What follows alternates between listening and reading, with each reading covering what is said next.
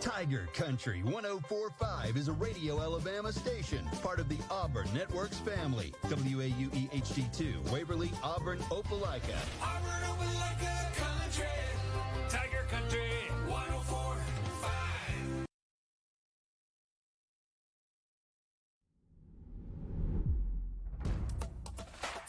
The following is a presentation of Radio Alabama Sports. This broadcast is copyrighted by Radio Alabama for the private use of our audience. Any other use of this broadcast, descriptions, or accounts of the game without Radio Alabama's consent is strictly prohibited.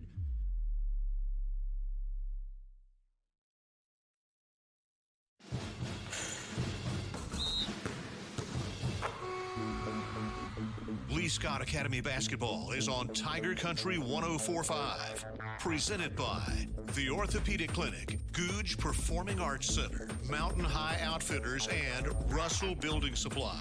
Also brought to you by Auburn Bank, Gutter Pro, Advanced Graphics, Auburn Express Towing, and Four Seasons Federal Credit Union. Now, live from courtside, here's the voice of Lee Scott Academy Basketball, Christian Griffin.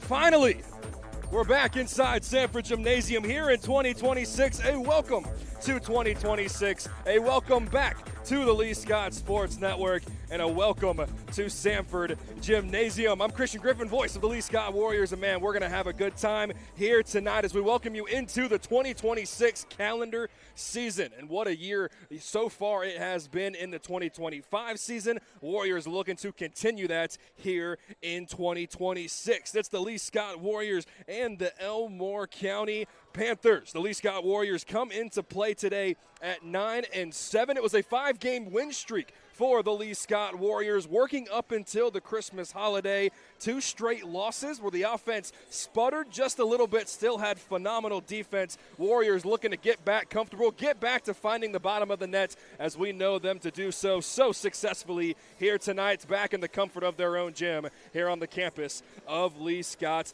Academy. Well, when we come back, we'll take a look at tonight's keys to the game, get you starting lineups, and we will dive into the first half of Lee Scott and Elmore County. All of that coming up here on Tiger Country 104.5. This is the Radio Alabama Sports on Tiger Country 104.5, and this is the Lee Scott Sports Network presented by the Orthopedic Clinic. My joints aren't what they used to be. Routine exercise, playing ball outside with the kids, riding bikes on vacation. I never worried about keeping up. But now, my joint pain has started slowing me down. I decided to make an appointment with the Orthopedic Clinic. Their surgical partners had the experience, technology, and personalized approach to care that I was looking for. Best of all, it was close to home. I'm thankful I chose the Orthopedic Clinic. Don't let joint pain slow you down. Visit theorthoclinic.com and schedule your appointment today. The Googe Performing Arts Center at Auburn University is Alabama's premier destination for the arts, bringing you the very best of Broadway, dance, music, and more.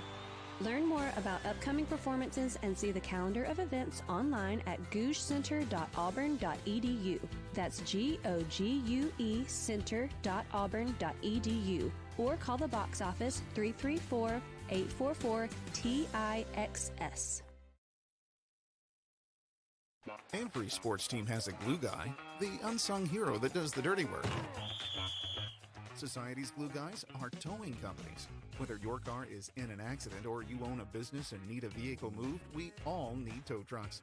When you need one, call Auburn Express Towing, offering 24-hour towing services.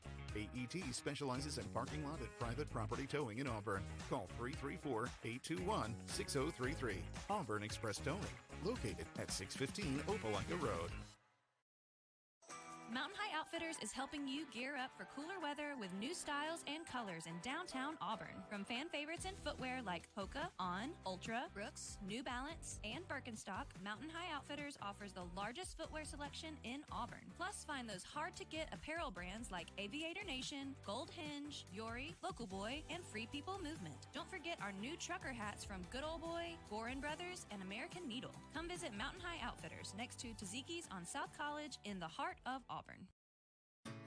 Hi, This is Tyler with Gutter Pro. Around here, we believe details make the difference. That's why we're the premier choice for custom seamless gutter systems and leaf protection for both homes and businesses. No matter what kind of gutter you need, we do it all. From seamless installs to custom finishes, our work is built to last and tailored to your style. So don't settle for less. Leave it to the pros at Gutter Pro. Check us out today at gutterprosolutions.com. That's gutterprosolutions.com.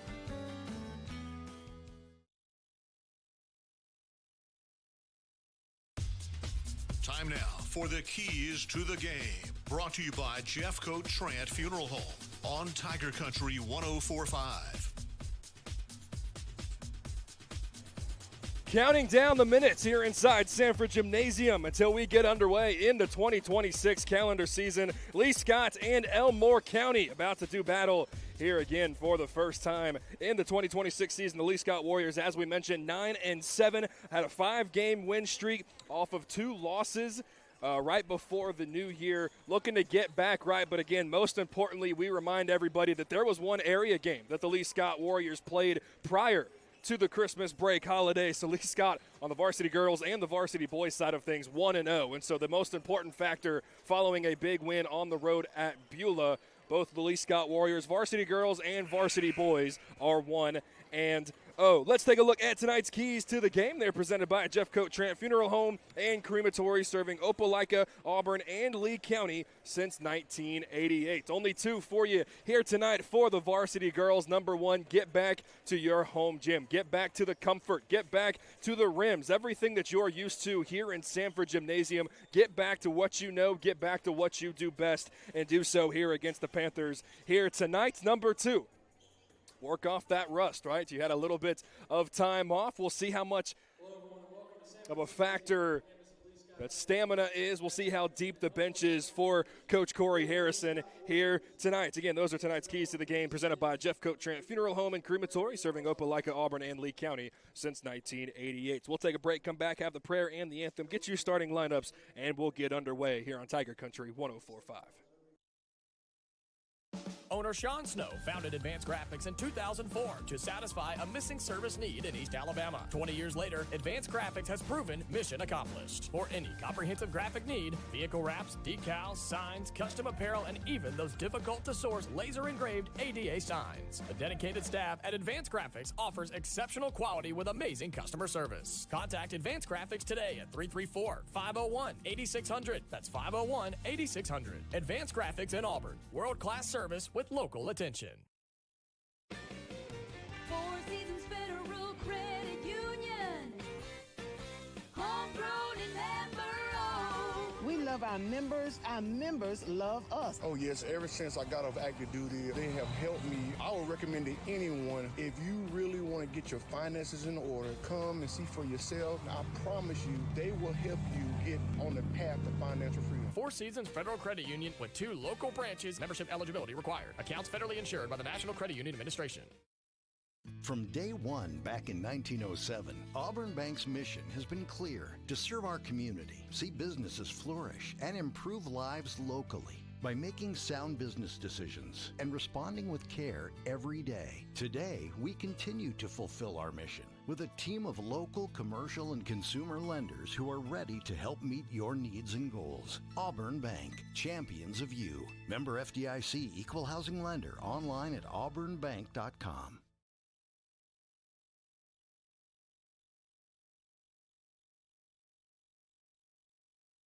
Hey guys, this is Tyler Reynolds with Reynolds Outdoors. Fall is right around the corner, which means hunting season will be on us before you know it.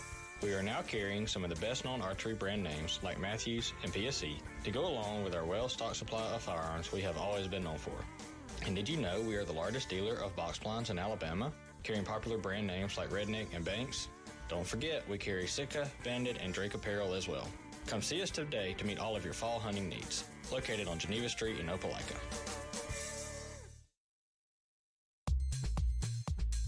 Now the starting lineups, presented by Auburn Bank on your LSA sports station, Tiger Country 104.5. The prayer has been said, the anthem has been played. We're just about ready for opening tip here tonight inside Sanford Gymnasium between the Lee Scott Warriors and the Panthers of Elmore County. I'm Christian Griffin, welcoming you into the Lee Scott Sports Network for the first time here in the 2026 calendar season. 9-7 are the Warriors, 4-9 are the Panthers. Both teams looking to shake off a little bit of the rust that they might have carried with them from the 2025 season and the Christmas holiday. A little bit of a break, but Coach Corey Harrison's squad is ready to go. Tonight's starting lineups are presented by Auburn Bank. Their local team stands ready to discuss your financial needs and goals. Auburn Bank, champions of you and proud sponsor of Lee Scott's Warrior basketball. We'll get those here for you in just a moment as the opening tip is controlled by the Lee Scott Warriors. That's Maggie Herndon on the right wing. She loses it momentarily. A fight for the basketball and a quick jump ball. Only 11 seconds into the game clock. And so after Lee Scott winning an unconventional tip, it will go back to the Panthers. Your starting lineups tonight: Clark Ivett, Haynes Kesey, Sydney Dunlap, Lucy Zellner, and Maggie Herndon. Apologies, they were communication between the referees about whose basketball it was, but it is Panther basketball and running their way on the right baseline. Layup is no good. Long rebound goes all the way back to the front court with the Panthers, and they're going to call a backcourt violation as it was poked away from Lucy Zellner before she could grab it. Went into the backcourt, so right now a backcourt violation is the call, but now the officials meeting at center court, and they will stick with the call, so it's Lee Scott Warrior basketball. 26 seconds into the contest. Again, the Warriors at 9-7. The Panthers at 4-9. The Lee Scott Warriors in their home whites with the power blue stripe going down the side. The red numbers, navy trim. The Panthers in their road maroons. Clark Ivett's going to try a three right in front of the Panther bench, but she leaves it short. But is able to get a steal and has a wide open right-handed layup, and she can't get it to go. The rebound with the Panthers. She brings the ball down. Another jump ball, and the possession arrow will keep it on this side of the floor with the Warriors. A couple open looks for Ivett. Ones that you know that she'll be kicking herself a little bit later on, but has another opportunity on the right block. Instead, dribbles it out, maybe off of her shoe, goes all the way out to Sydney Dunlap, and the ball gets stolen away. And a wide open fast break layup is good from number 23, Marley Hicks. And that's the first points of the contest. 2-0 Panthers a minute into the contest. Elmore County running a 2-3 zone, and so far giving Lee Scott fits. Another tie-up down low with Lucy Zellner, the third already. The possession arrow, referees doing more work than the others so far. And it's Panther basketball, but they throw it away on the inbounds as it goes off the hands of Hicks into the front row. 4 turnovers already in the first minute 15 of the contest. Pass goes out to Haynes Kesey. Now Herndon. Now Dunlap on the right wing. Couple of dribbles now back to Clark Ivett. Kesey in the corner. Warriors swinging it around the perimeter but haven't necessarily found an open look. Clark Ivett able to break the teeth of the 2-3 zone. Right-handed floater hits every part of the rim but can't go down. And the rebound with the Panthers. Running left, Warriors trying to set up a little bit of a trap, but it's broken right through the middle of the floor. They get it down to the left block to the Panthers. Now skip pass out to the right wing and a 3-second violation on Elmore County. I think the Panthers center was trying to set up underneath the rim, trying to get an offensive rebound, expecting the layup, but there wasn't one, so she was put in a bad position. 2 minutes gone by, 2-0 Panthers here inside Sanford Gymnasium. Dribble handoff with Haynes Kesey. Now Herndon. She's going to try her luck from deep, and she is well strong. Hits the backboard, but nothing else. A long rebound with the Panthers, and Foy dribbles it off of her foot right around the scorer's table, right back to Lee Scott Academy. Clark Ivett. Now to Dunlap. She's going to try her luck from deep and can't rattle it home. Warriors can't buy a basket now. Ivett trying to snap the streak. She can't do so on the offensive putback, and it's knocked out of bounds. A lid on the rim right now on the right side. My goodness, for Lee Scott. Hoping to get a little bit more of a friendly rim here at home, but it's been a while since the Lee Scott Warriors have put shots up on this side. Another turnover for the Panthers. That's 4 already for them. 6 in the contest. 2.5 minutes into the contest. Herndon will have to inbound from the far corner. Is able to with Kesey now to Clark Ivets. Getting up the play with the right hand. Warriors having trouble with this 2-3 zone. Have jacked up a couple triples. Can't seem to get anything to go. Even the layups right now. Warriors can't buy anything. Ivet has it on the free throw line. Back out to Maggie Herndon in front of the bench. Can't buy that one. Long rebound with Haynes Kesey all the way in the far corner. Back to Dunlap. Now back to Kesey, and Herndon will set up the offense again at the top. Herndon bounce pass to Clark Ivett. She works her way into the teeth of the defense. Pass down low to Lucy Zellner, and she's hacked on the head as she tries to go up. And she will head to the free throw line to shoot a couple.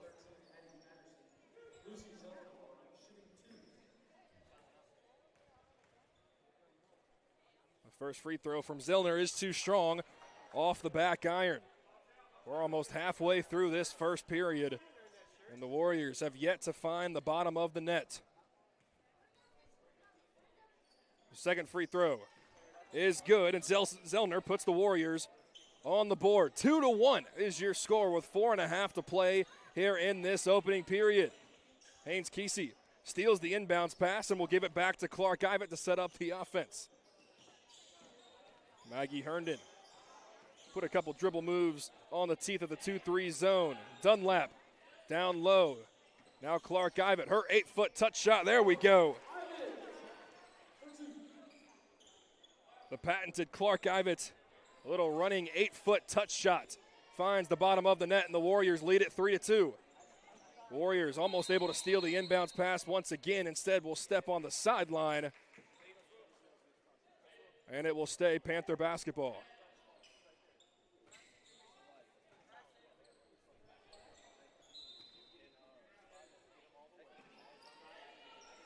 Ball inbounded to the short corner, out to the Panthers. And they're able to get across half court, but get trapped by Kesey and Dunlap. The Panthers able to break it, and a skip pass down low is intercepted by Clark Ivett. She has a 3-on-3 break, and will kick it out to the left wing. Now back to Herndon at the top of the key. Dribble handoff, Sydney Dunlap from 3. She gets it to go. Sydney Dunlap, her first triple of the evening, and the Warriors lead it by 4. Timeout on the floor. We will take one with them. 3:51 to play in the opening period. It took a little bit for the Warriors to get comfortable, but back-to-back buckets and a 4-point lead for the Lee Scott Academy Warriors. This is the Lee Scott Sports Network presented by the Orthopedic Clinic.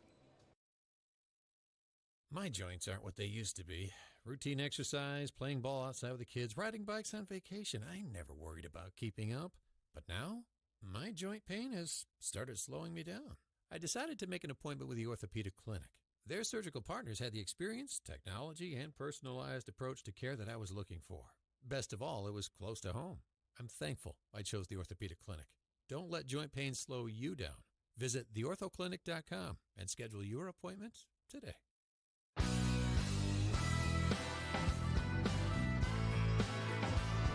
Coming out of the timeout, Clark Ivett steals the inbounds, throws it down low, and Haynes Kesey able to lay it in with the left hand. The Warrior lead has been extended to 6, 3.5 to play here in this opening period. A full court press for the Lee Scott Warriors. A mass sub set to come in for Coach Corey Harrison's Warriors.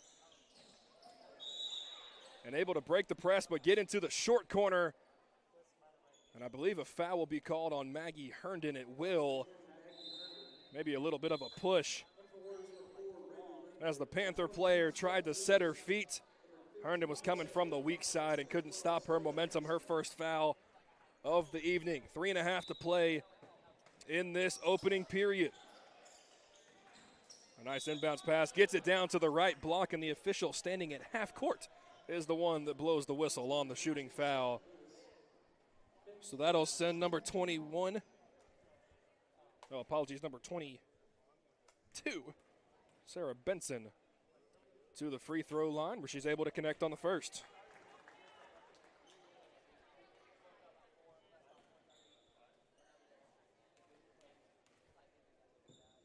Second free throw is too strong off the back iron, and Wesley Kate Crocker corrals the rebound. She's trying to go coast to coast, but gets cut off and will slow things down. Pass down to the short corner, goes off the foot of Stella Henderson, and an unforced turnover by the Warriors gives it right back to Elmore County. A baseball pass all the way down to the three-point line. Left-handed layup, no good. Nice defense by Rayleigh Langford, and Clark Ivett able to clear it. And passes it down once again to the left block, but too strong for Sutton Lewis to handle. Another turnover for the girls in white. 11 turnovers already here in this first quarter. 6 on the Panthers, 5 now on the Warriors. A running right-handed layup is good, because that was Cherish Foy who connects for the first time here this evening. 8-5 is your score. 2.5 to play in this first period. Clark Ivett has the ball on the left wing. Skip pass to Henderson in the near corner. Back to Ivett at the top of the key. Thought about the three. Out to Langford. One dribble pull up. Thought about that. Instead gives it right back to Ivett. And Ivett is able to float it in with the right hand. A nice job by Clark Ivett getting into the middle of the paint. Again, that's the weak spot in that 2-3 zone. Could have been a carry by the Panthers. No whistle. Wild contest on the layup, but instead is going to get rewarded. And that'll send Marley Hicks back to the free throw line to shoot a pair. That'll be Stella Henderson's first personal here this evening. 10-5, Lee Scott Academy out in front of the Elmore County Panthers. The first free throw is no good. Rolls all the way to the bench, and Mr. Grant McIsaac there to make a nice play. Saving all of the girls on the bench.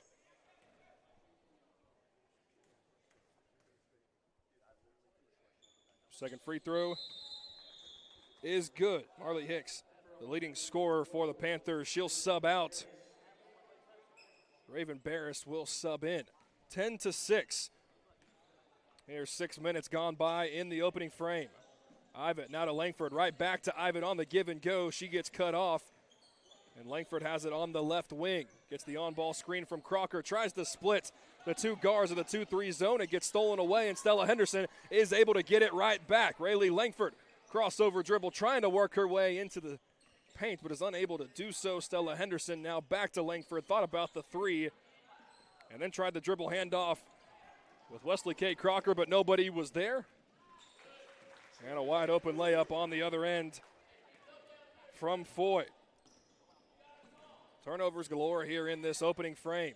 Crocker standing in the paint. Will kick it out. Stella Henderson for three is well short. A fight for the basketball. A jump ball, a very quick whistle, but I believe the correct one. And the possession arrow will keep it with the Warriors. The Warriors going left to right here in the opening frame. The Panthers going right to left. And Rayleigh Langford will inbound, standing under the A in Warriors. The skip pass to Crocker in the near corner. Can't get it to go. Clark Ivett able to rip down the offensive rebounds. Henderson, now Langford. Thought about the 15-footer in the short corner. Instead, the Warriors will set up. Ivett, now Langford. This time she will take it, and she connects.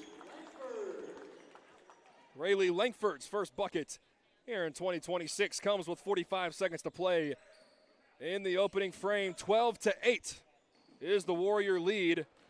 The ball almost stolen, but goes out of bounds. A nice job there, actually, by Rayleigh Langford. Not to try and grab the ball running out of bounds. Instead, will wisely let it go out of bounds. Another turnover for the Panthers here tonight. 15 now combined between the two in the first quarter. Almost 16. Instead, it's able to get to Crocker, and a reach-in foul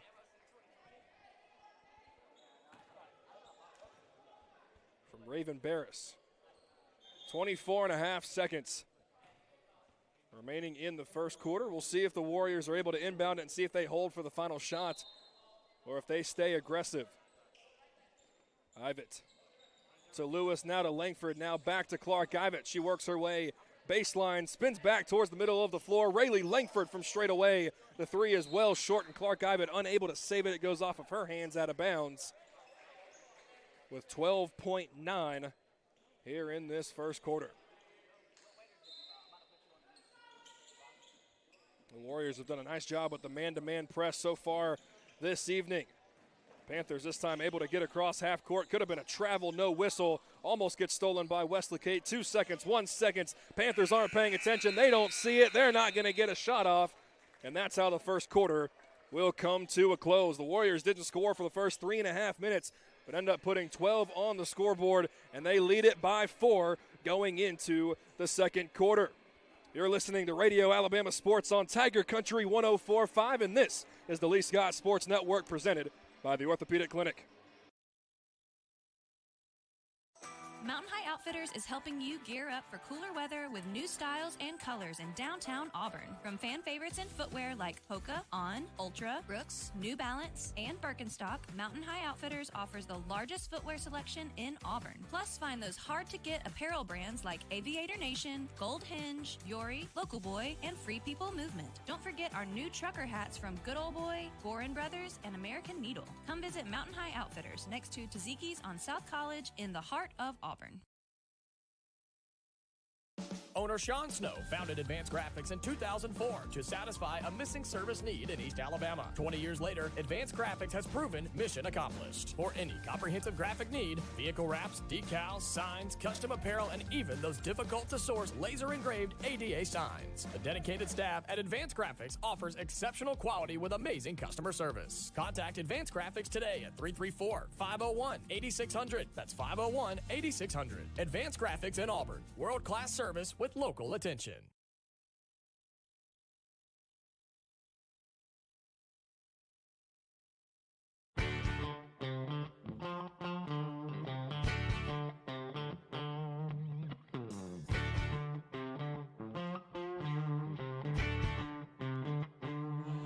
Start of the second quarter here on the Lee Scott Sports Network. It's Panther basketball, and the right wing three is no good. A fight for the basketball on the rebound goes into the hands of Lucy Zellner. Maggie Herndon will bring the ball up the floor for the Warriors. The Panthers staying in that 2-3 zone that, again, kept the Warriors scoreless for the first 3.5 minutes of the first quarter. Jump ball down low with Lucy Zellner and Barris. It'll stay on this side of the floor with Lee Scott Academy. So you think it's a lower scoring first quarter, but if I told you the Warriors put up 12 points in 4 minutes, you feel like you like where you're at. Ivet, skip past Maggie Herndon, thought about the three, kick out one more to Lucy Zellner, couldn't get it to go. Haynes Kesey, smallest girl on the floor, able to gather the offensive rebound. And Lucy Zellner has it on the right wing. Works her way into the paint, and she gets tripped on the way up, so she'll head to the line to shoot a couple.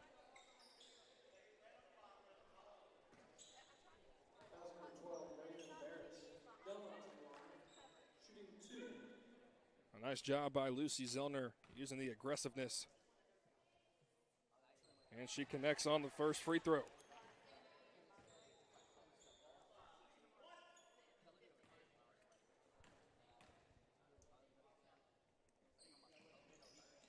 Dunlap couldn't rattle in the second, so the lead is 5 for Lee Scott Academy. A 2-on-2 fast break. A right-handed layup is good. Warriors didn't get back in transition, and Foy goes coast to coast, lays it in with the right hand. The lead is trimmed to 3. A dribble handoff with Ivet to Herndon. She works her way into the short corner, almost loses the basketball instead. We'll kick it to Dunlap, now back to Clark Ivet, who will set the offense up. Haynes Kesey will pull it from 3. No, long rebound with Herndon. She grabs it with one hand and goes up all in the same motion. Couldn't get the layup to go. And a long rebound with the Panthers. Panthers had Foy if they could find her. They're able to. And back-to-back layups from Cherish Foy in the second quarter. She now has 8 of the 12 for the Panthers. Clark Ivet splits the defense. Dunlap thought about the 3, but gets her pocket picked. A fight for the basketball goes into the hands of the Panthers. A 2-on-3 break. They throw it into the hands of Foy. A jab step on the right wing. And the Panthers now will set up in the half court for one of the few times here early tonight. Haynes Kesey almost gets a steal, gets knocked to the ground. It goes into the hands of Hicks. The three-pointer blocked by Clark Ivets. Nobody found the basketball. Could be a travel, no whistle. Lucy Zellner able to gather it, and Clark Ivets now in transition. A stop, a pop, couldn't get the layup to go. A fight for the basketball all the way out at the three-point line. Ivets able to win it, and Dunlap connects on another three. Sydney Dunlap's second three here tonight, and she leads the scorers for the Warriors. She has 7. And a Panther tripped while trying to save the basketball from going out of bounds, and it goes into the hands of Clark Ivets. Ivets gets a screen from Zellner. Now Herndon, her elbow jumper is well short. And the Panthers able to gather the rebound, but the home run pass gets stolen by Lucy Zellner at half court. And Dunlap has it. Herndon now on the left wing. Her three-pointer can't find the bottom of the net. And the Panthers, a late whistle. They're going to get a foul on Sydney Dunlap. That's her first.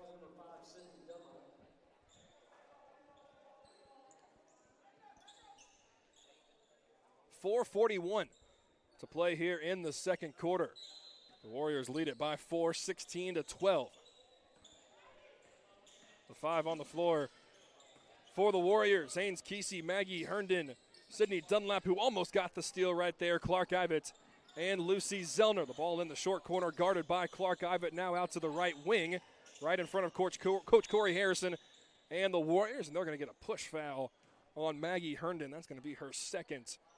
And neither one, they're actually going to get Lucy Zellner on that. I was going to say, if that was on Herndon, that would have been her second on very, very minimal contact. But neither team so far in foul trouble. That's only the third team foul of the second quarter. Panthers inbound the basketball and get it to the top of the key in Kiki Walker. The elbow jumper is no good. Weak side rebound with Clark Ivets. Ivets averaging 22.5 points a game this season and just 2 ticks under 10 rebounds. Not long ago, Clark Ivets with a triple-double. Haynes Kesey can't rattle home the 3. And the rebound with the Panthers. Panthers racing their way along the far sideline right in front of the scorer's table. Able to get it across half court. Trapped in the corner, but able to throw it back to the top. Now down low. A nice entry pass from Raven Barris. Jayla Wagner able to capitalize and lay it in. It's a 2-point lead for the Warriors. Maggie Herndon looking to add to it, and she does. Her first triple of 2026. Her first points of 2026, and the Warrior lead is right back to 5. And the ball now stolen at half court by Clark Ivets. A 2-on-2 fast break. Stop and a pop at half court. Out to Herndon. Back to Dunlap. That 3 no good. And Lucy Zellner, volleyball, spikes it out of bounds.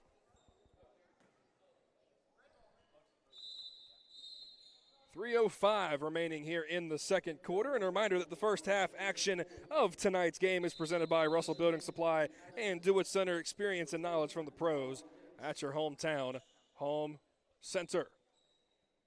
Warriors 19, Panthers 14 here inside Sanford Gymnasium.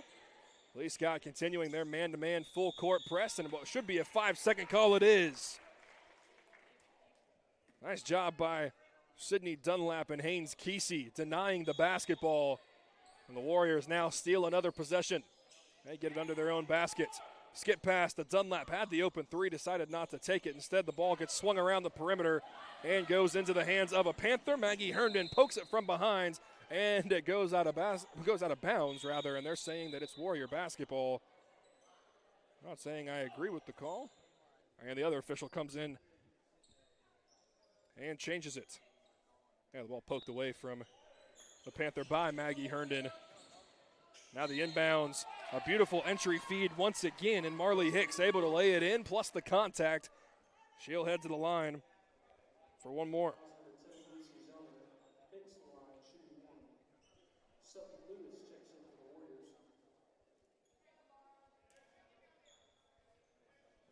Balanced scoring so far for Lee Scott Academy, but not too much of it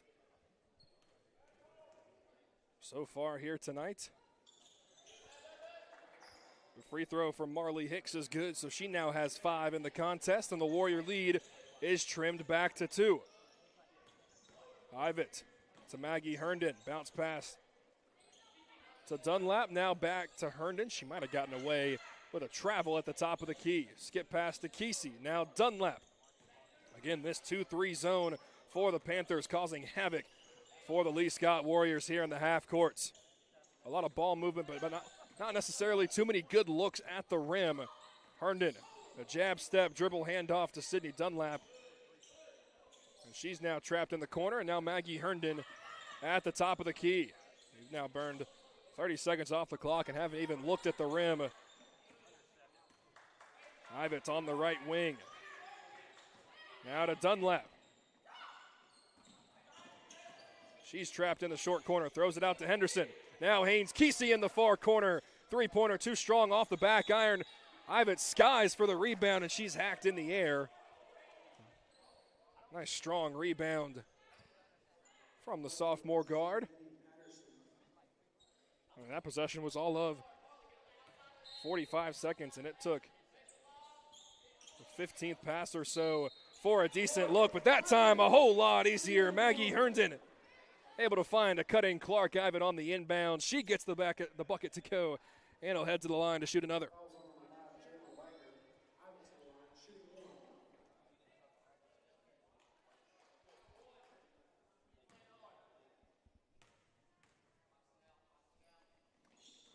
Clark Ivett can't connect on the free throw. So 21-17 with 95 seconds to play in the second quarter. The biggest strength so far for the Warriors here tonight has been that press. But the Panthers rather, able to break it. A transition three from Foy is no good, and Ivett able to clear the rebound with 1:20 to play here in this first half. Ivett with a skip pass to Haynes Kesey. Now back to Clark Ivett.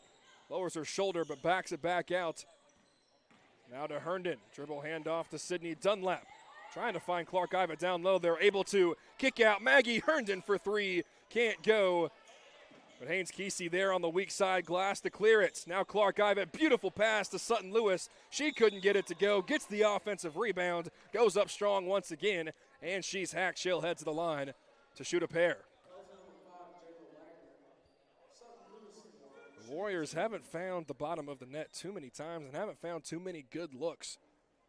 But, man, it feels like the good looks that they do find. There is a lid on the rim here, at least on the right side of Sanford Gymnasium. Lewis goes 1 of 2 from the line. The second one is no good, but Maggie Herndon able to track down the long rebounds. But the ball gets stolen as Clark Ivett tried to find Dunlap, and Clark Ivett almost able to get a steal. May have knocked it out of bounds. With her forehead, it goes into the front row. A 5-point lead for the Warriors with 40 seconds to play.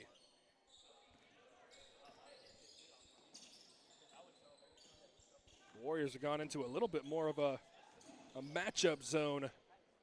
A running floater from Cherish Foy from 6 feet. Hits every part of the rim but doesn't go down. Clark Ivett yet another rebound. 22-17. We'll see if the Warriors hold for the final shot. 18 seconds and counting here in the second quarter. Ivett to Kesey. Her left wing 3 is short, and the rebound is with the Panthers. Under 10 seconds to play. We'll see if Foy sees it in a very similar spot last quarter, and the Panthers didn't get a shot up, and Foy steps out of bounds with 1.6. It'll be Warrior basketball right there. If you're Clark Ivett, let the basketball roll as long as you can. She will. 1 second. The three-quarter shot is short.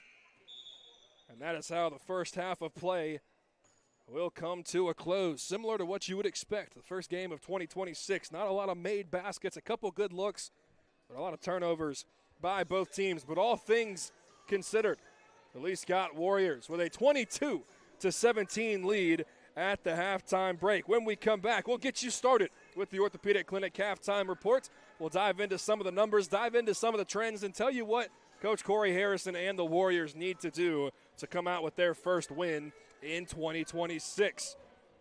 You're listening to Radio Alabama Sports on Tiger Country 104.5, and this is the Lee Scott Sports Network presented by the Orthopedic Clinic. My joints aren't what they used to be. Routine exercise, playing ball outside with the kids, riding bikes on vacation. I never worried about keeping up. But now, my joint pain has started slowing me down. I decided to make an appointment with the Orthopedic Clinic. Their surgical partners had the experience, technology, and personalized approach to care that I was looking for. Best of all, it was close to home. I'm thankful I chose the Orthopedic Clinic. Don't let joint pain slow you down. Visit theorthoclinic.com and schedule your appointment today. The Goose Performing Arts Center at Auburn University is Alabama's premier destination for the arts, bringing you the very best of Broadway, dance, music, and more. Learn more about upcoming performances and see the calendar of events online at gougecenter.auburn.edu. That's GOGUE center.auburn.edu. Or call the box office 334-844-TIXS. Every sports team has a glue guy, the unsung hero that does the dirty work. Society's glue guys are towing companies. Whether your car is in an accident or you own a business and need a vehicle moved, we all need tow trucks. When you need one, call Auburn Express Towing, offering 24-hour towing services. AET specializes in parking lot and private property towing in Auburn. Call 334-821-6033. Auburn Express Towing, located at 615 Opelika Road. Mountain High Outfitters is helping you gear up for cooler weather with new styles and colors in downtown Auburn. From fan favorites in footwear like Hoka, On, Ultra, Brooks, New Balance, and Birkenstock, Mountain High Outfitters offers the largest footwear selection in Auburn. Plus, find those hard-to-get apparel brands like Aviator Nation, Gold Hinge, Yori, Local Boy, and Free People Movement. Don't forget our new trucker hats from Good Old Boy, Gorin Brothers, and American Needle. Come visit Mountain High Outfitters next to Taziki's on South College in the heart of Auburn.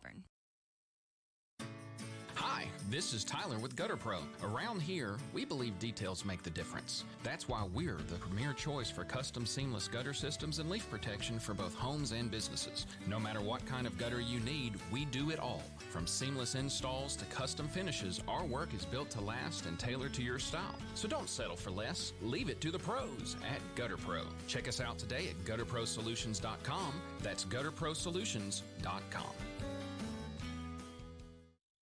1907.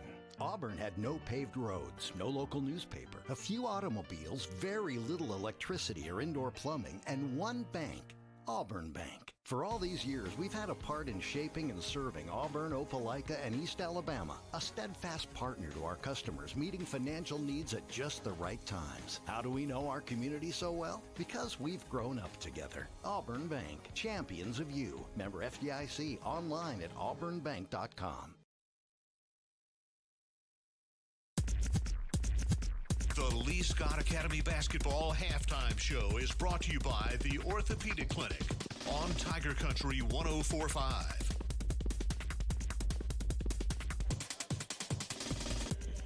Halftime here at Sanford Gymnasium in the Varsity Girls Contest. Lee Scott Academy and the Elmore County Panthers doing battle here tonight.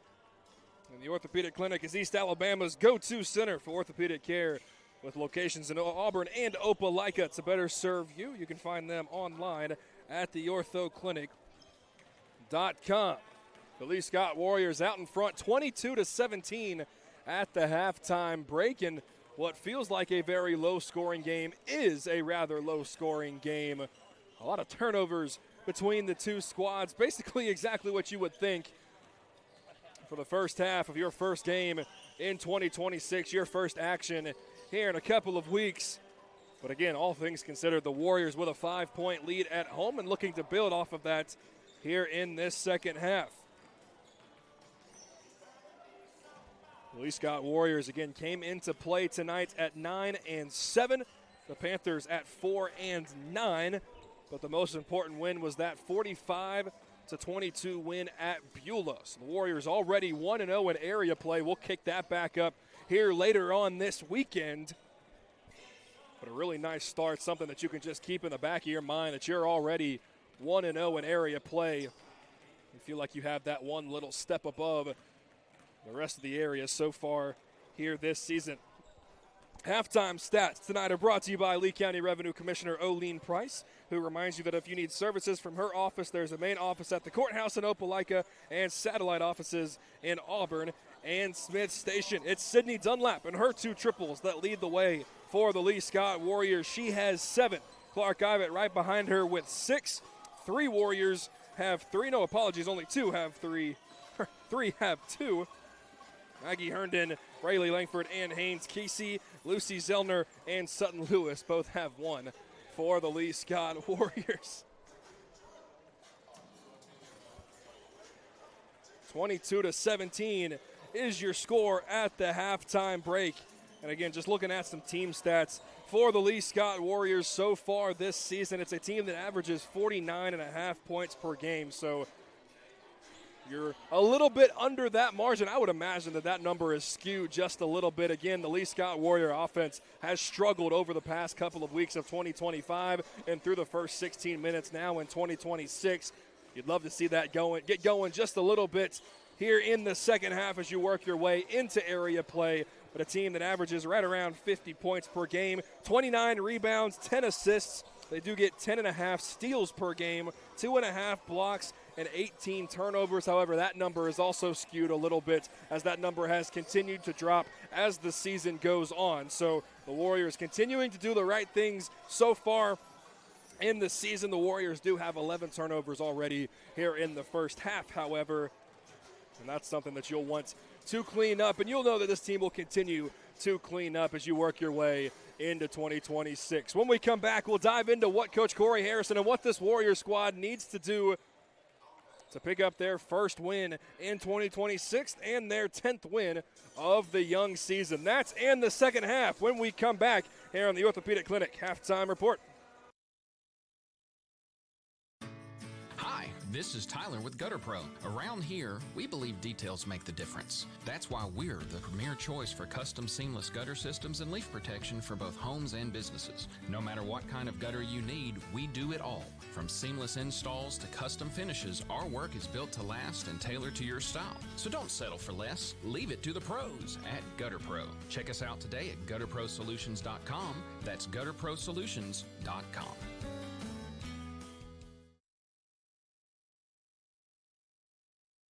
Hey guys, this is Tyler Reynolds with Reynolds Outdoors. Fall is right around the corner, which means hunting season will be on us before you know it. We are now carrying some of the best-known archery brand names like Matthews and PSE to go along with our well-stocked supply of firearms we have always been known for. And did you know we are the largest dealer of box blinds in Alabama, carrying popular brand names like Redneck and Banks? Don't forget, we carry Sitka, Bandit, and Drake apparel as well. Come see us today to meet all of your fall hunting needs. Located on Geneva Street in Opelika. Owner Sean Snow founded Advanced Graphics in 2004 to satisfy a missing service need in East Alabama. 20 years later, Advanced Graphics has proven mission accomplished. For any comprehensive graphic need, vehicle wraps, decals, signs, custom apparel, and even those difficult-to-source laser-engraved ADA signs. The dedicated staff at Advanced Graphics offers exceptional quality with amazing customer service. Contact Advanced Graphics today at 334-501-8600. That's 501-8600. Advanced Graphics in Auburn. World-class service with local attention. Four Seasons Federal Credit Union. Homegrown and member-owned. We love our members love us. Oh yes, ever since I got off active duty, they have helped me. I would recommend to anyone, if you really want to get your finances in order, come and see for yourself. I promise you, they will help you get on the path to financial freedom. Four Seasons Federal Credit Union with 2 local branches. Membership eligibility required. Accounts federally insured by the National Credit Union Administration. Let's get back to the LSA action. It's on to the second half of our game, presented by Gouge Performing Arts Center on Tiger Country 104.5. Start of the third quarter here on the Lee Scott Sports Network. It's the Warriors 22 and the Panthers of Elmore County 17 as we get you underway in the start of the third period.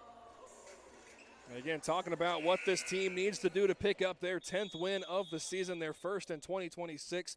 We'll dive into that a little bit here as we go.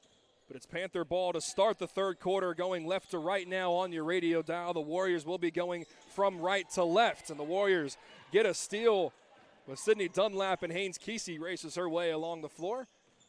And Clark Ivets will set the offense right around the volleyball line. Panthers staying in that 2-3 zone that gives the Warriors troubles from time to time. But if you work your way into the paint, as Clark Ivett does right on cue, Sydney Dunlap knocks down yet another triple, her third here tonight.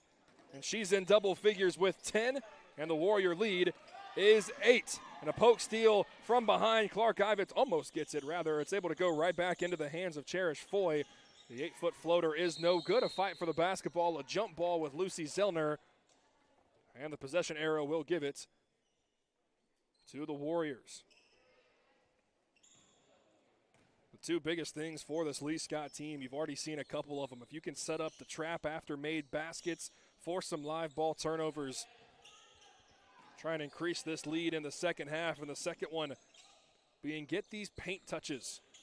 It's relatively hard to do so in the 2-3 zone. And you see right there the active hands for the Panthers. They get another steal. Cherish Foy races her way into contact and now back out. No whistle. We continue to play on. Barris now to the left wing, or the right wing rather. And she gets cut off by Maggie Herndon and dribbles out of bounds. It's Warrior basketball. But the pressure defensively, especially after made baskets, and a couple of bounce passes into the paint.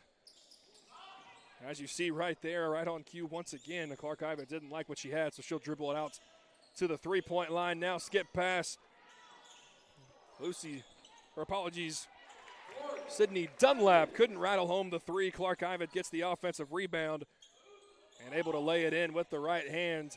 Warriors lead is now 10. Ivett steals the inbounds pass, throws it down low to Maggie Herndon. And the old NBA 6-foot hook shot goes off the glass and is good. Maggie Herndon now with 5 in the contest. Timeout. Panthers will keep it right here on the Lee Scott Sports Network. 2 minutes into the second half. And the Warriors have outscored the Panthers 7-0. A Clark Ivett layup, a Sydney Dunlap 3, and a Maggie Herndon layup that you just saw. Again, from the volleyball line that runs right through the middle of the paint, just right over the right shoulder, and able to kiss it off the window. Just like that, the Warrior lead has stretched to 12. And you've seen the defensive intensity be picked up just a little bit. And quite frankly, you've seen the good looks that the Warriors had in the first half that did not go down. You're seeing them, well, go down here in the start of this third quarter. So maybe the left side of the rim, or the left side of the court rather, just a little bit more friendly for the Warriors here tonight. But regardless, you will happily take it. The Warrior lead is 29-17. And how nice is it to have secondary and tertiary even scoring for this Lee Scott squad. Again, Clark Ivett comes in averaging over 22 a game. I say only has 8. You would imagine that number will continue to grow. Cherish Foy gathers the inbounds pass and tries to race her way along the far, or the near sideline rather, but steps on the sideline. Another turnover for the Panthers, and we'll see if the Warriors can continue this run. But Sydney Dunlap averages right at 6 points a game. She has 10. So having somebody else that you can go to when your main scorer is maybe having a little bit of an off night, and Ivett turns it over. Now a 2-on-1 break. Right-handed layup, no good. Nice defense by Sydney Dunlap, not drawing the foul. And I think Marley Hicks was waiting for it. Ivett now races her way baseline and able to float it in with the right hand. Clark Ivett now with 4 in the third. She's in double figures. She has 10, and the Warrior lead is 14. Ivett now steals the inbounds pass. Kick out to Sydney Dunlap. Thought about the 3, but decided not to take it. She'll set up a little bit of the offense. Now Ivett, one-handed pass to Kesey, almost stolen. Now back to Dunlap. Clark Ivett right in front of the bench. Again, the Panthers in that 2-3 zone. Not as active as it was in the first half. Down low to Maggie Herndon. Back out to Dunlap again. That three looked so good, but goes off the back iron. Too strong. Long rebound with the Panthers, and they have numbers if they choose to use it. The layup is no good. A wild attempt. Haynes Kesey gathers it and looks to go coast to coast. Instead, doesn't like the numbers. Will slow things up. Ivett to Herndon. Jab step. She works her way baseline, and the 8-foot runner is no good. Panthers gather the rebound and quickly work in transition, and Maggie Herndon tried to go for a poke steal from behind, but ends up clipping the foot of Cherish Foy, and she'll pick up her second personal.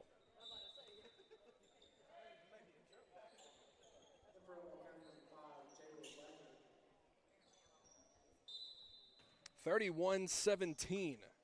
The Warriors have the lead here at home. Haynes Kesey almost gets a steal on Cherish Foy. Euro step, works her way around Lucy Zillner, and a hip check will send Foy back to the free throw line. Cherish Foy, the leading scorer for the Elmore County Panthers, had 4 in each of the first 2 quarters, and looking for her first here in the third. The free throw, however, too strong off the back iron.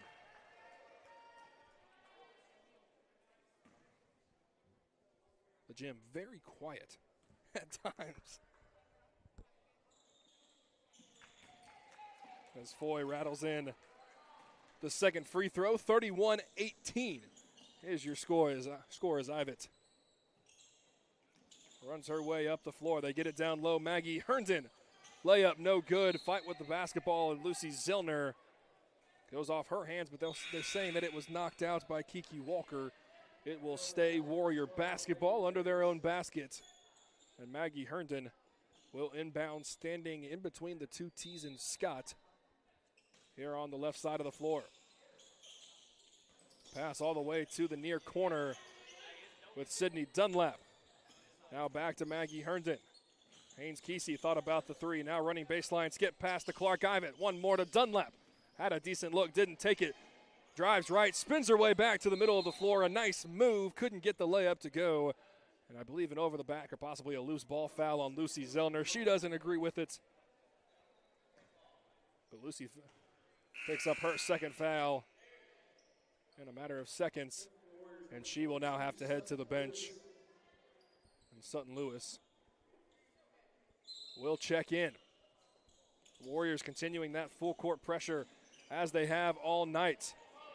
Foy is able to break it rather easily this time, and it works her way down the left side of the floor. The right-handed layup from the left side is no good, and Sydney Dunlap corrals the rebound. Now nobody picks up Maggie Herndon. Bounce pass to Sutton Lewis. The floater, no good. And the Warriors back to where we started tonight. A couple of good looks, but just can't take the lid off the rim. And now a loose ball foul on Maggie Herndon. As a couple players were fighting for the basketball, maybe a little bit of a grab. So Herndon now will sub out, and Rayleigh Langford will check back in. Rayleigh Langford has 2 points on the evening. The Warrior lead is a baker's dozen, 31-18 with 3.5 to play in the third quarter. Elbow jumper is no good. Long rebound is fought for and won by the Panthers. And it's Lily Gilly. And she will head to the line to shoot a couple.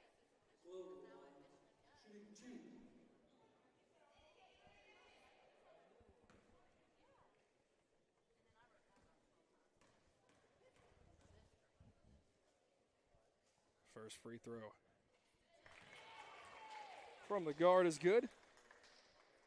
Trims the lead to 12. And that was the 5th personal foul for Lee Scott here in the third quarter. So any fouls for the remainder 3 minutes will send the Panthers to the free throw line to try and chip their way back into this contest. The Panthers have not committed a foul here in this third quarter. Clark Ivett gets to the low block, but is cut off. And he'll dribble it out to the left wing. Kesey, now Langford, now back to Ivett. Thought about the three, not going to take it. Instead, gets to that 6-foot touch shot, and she's able to knock it down. Clark Ivett had 6 in the first half, has 6 here in the third alone. Give her a dozen, and the lead is a Bakers. Ivett gets the steal on the inbounds all the way under the Panther basket. And a skip pass to Sydney Dunlap. Ivitt once again thought about the three, but instead will get it in the short corner. Gets a paint touch. Now out to Sydney Dunlap. She works her way down low. The pass gets stolen. And a one-on-one break. Rayleigh Langford there to play. Really nice defense. Could have been a travel, no whistle. Offensive rebound. Layup, no good. And now a loose ball foul on Kiki Walker. Maybe over the back on Rayleigh Langford. A nice job playing defense without fouling and able to secure a nice box out, get the rebound, and draw the foul with 2 minutes to play here in the third. Wesley Kate Crocker will check in and spell Sydney Dunlap.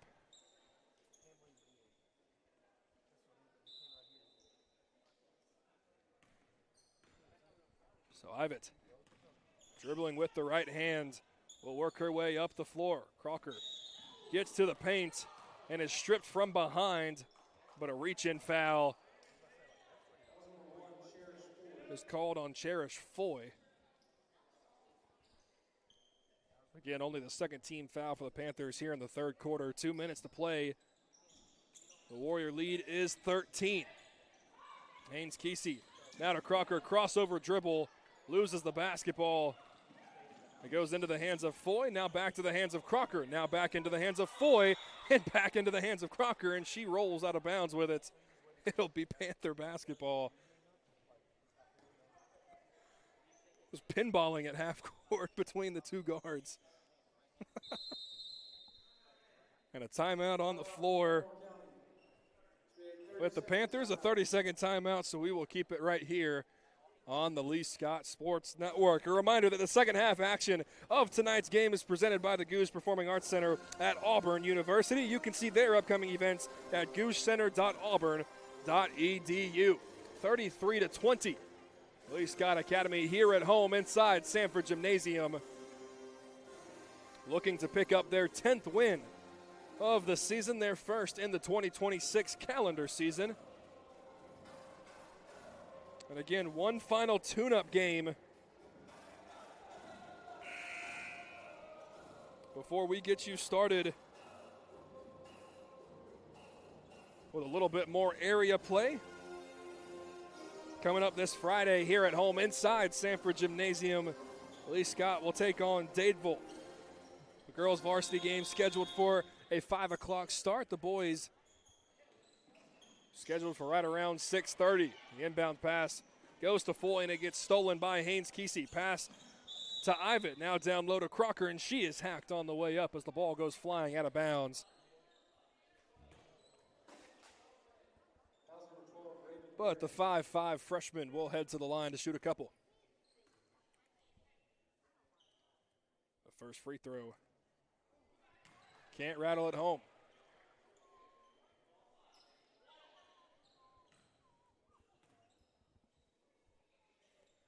Second free throw from Crocker is short, and the Panthers will let it roll out of bounds. So they will inbound under their own basket with under the Warrior basket rather, with 95 seconds to play in the third quarter. Full court pressure still set up by the Warriors. That's Sutton Lewis guarding the ball. Now Crocker as the ball gets to the right elbow. Rayleigh Langford guarding Raven Barris. She works her way inside and gets the left-handed layup to go off the glass. The lead trimmed to 11. Approaching a minute to play here in the third. Clark Ivitt able to get it to Rayleigh Langford. Now to Haynes Kesey. The dribble handoff. And a skip pass to Crocker. Now back to Ivitt. Now to Langford. Ivitt, skip pass. Haynes Kesey thought about the three, instead throws it down low. And the ball knocked out of bounds as Sutton Lewis tried to find Clark Ivitt. Rayleigh Langford, the inbounder, throws it to Clark Ivitt, who works her way baseline, now spins her way back to the middle of the floor, goes in and out of the hands momentarily of Wesley Kate. Down low to Lewis, ball swinging around the perimeter. Ivitt able to break it, gets to that shot once again. This time she can't buy it, but Rayleigh Langford is there once again for the offensive rebound. We've called her name 2 or 3 times on the offensive glass so far here tonight.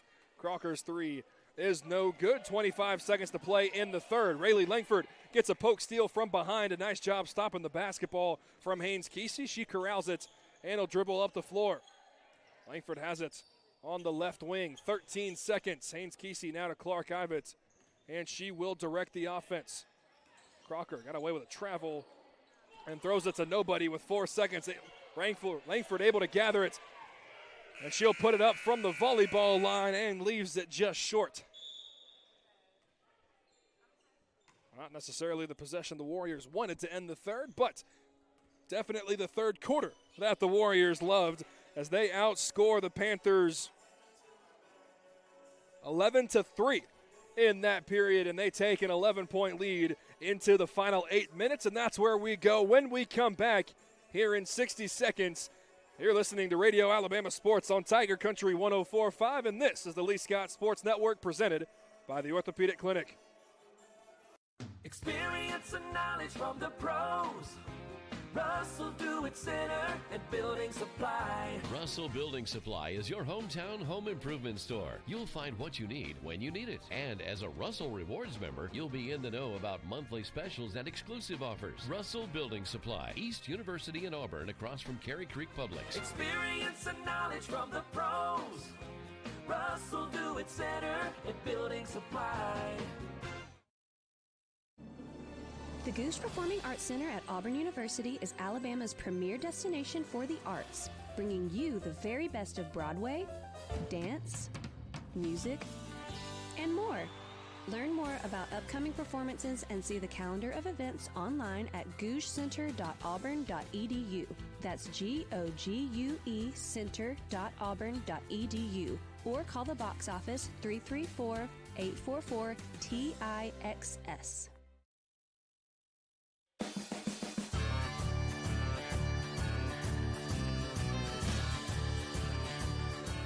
Start of the fourth quarter here on the Lee Scott Sports Network. A layup no good, offensive rebound and a putback by the Panthers. And then the Warriors turn it over, and now a little bit of communication between the referees on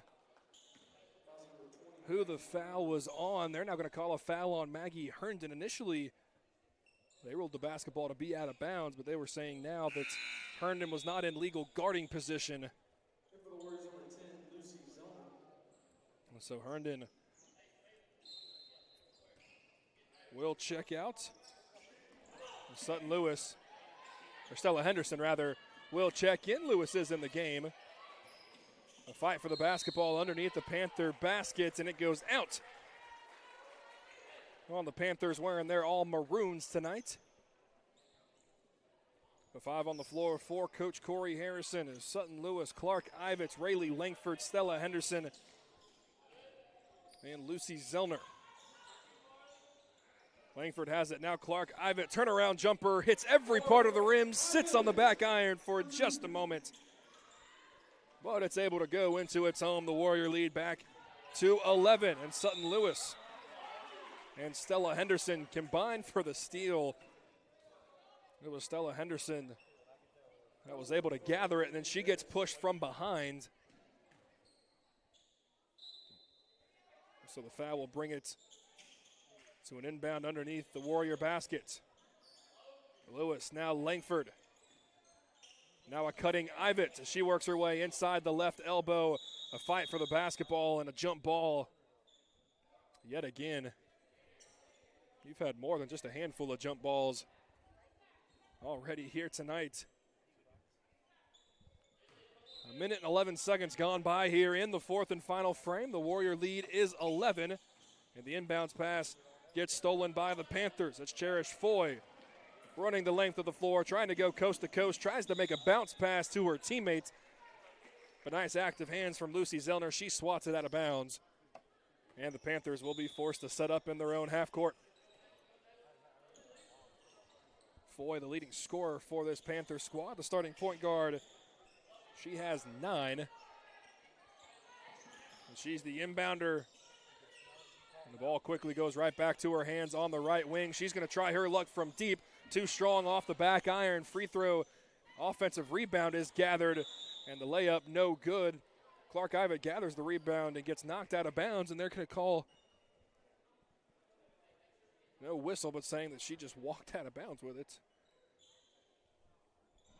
So it is Panther basketball with 6:20 to play here in the contest.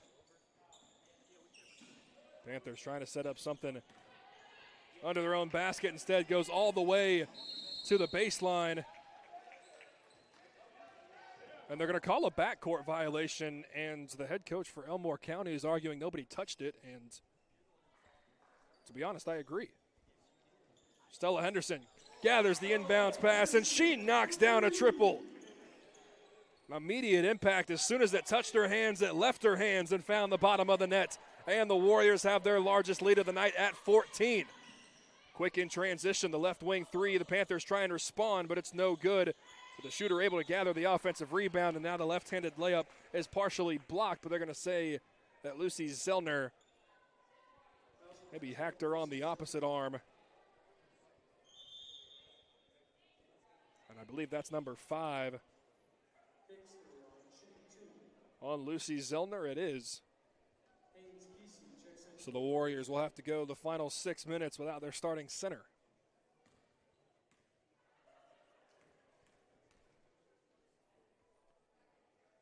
First free throw from Marley Hicks is no good.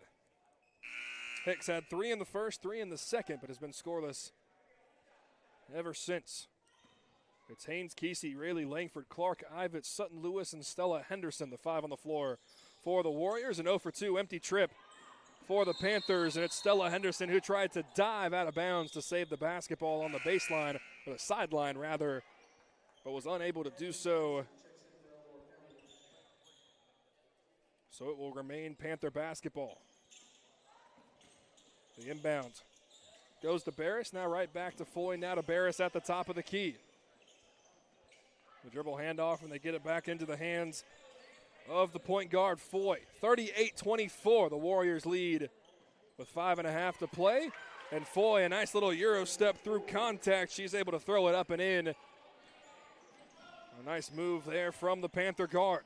Clark Ivett dribbling at the top of the key. Haynes Kesey, Rayleigh Langford now back into the hands of Ivett. It gets knocked away momentarily, but Rayleigh Langford, the Warrior that's been there at the right place at the right time all night. Stella Henderson tries to respond once again, this time from the other wing. Couldn't do so. And now Foy in transition, guarded by Clark Ivett. And Ivett not wanting to draw, or to pick up rather, a cheap foul. Will let Foy lay it in. The lead is trimmed back to 10. Langford has it at the top of the key. Skip pass to the corner in Kesey. Now down low, Clark Ivett spins her way through contact and able to get the little 5-foot touch shot to go. The Warrior lead is 12.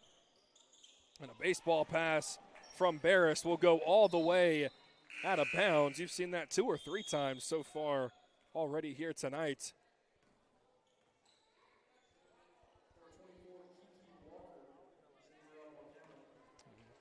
Kiki Walker will check in for Lee Scott Academy. 40-28. The Warriors lead here at home. I don't believe the clock ever stopped. So I believe they're going to put a few more seconds on there. They are. They put 5 more seconds on. I wasn't going to say anything, but they'll happily take it for the Warriors. Inbound goes right to Clark Ivett. The floater no good.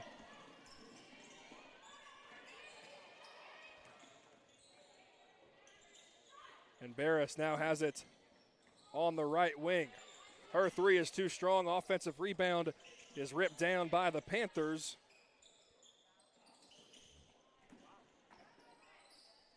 The right corner 3 is no good. Yet another offensive rebound by the Panthers. They'll set up the offense once again. They throw it into the hands of Cherish Foy. 3.5 to play here in the contest. They throw it down low, and they're going to get Rayleigh Langford on a foul, not allowing the inbound pass.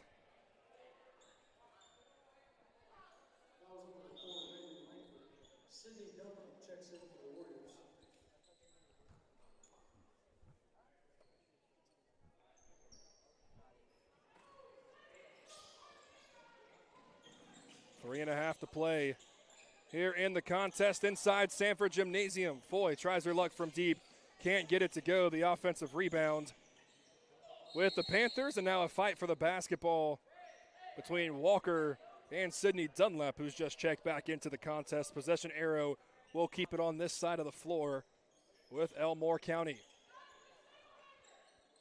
A very low-scoring game, but even more so here in the second half as Barris throws it away right into the hands of Rayleigh Langford. Right-handed layup is good. She gets hacked on the way up, too. And she's still on the floor. A tough layup.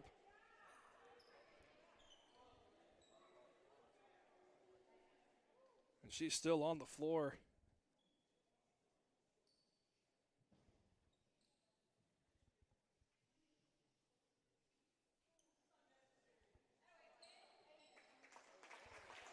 A standing ovation, or a round of applause as she gets to her feet. Again, it was a little bit of frustration from Barris, who threw it away on the opposite end. It was well after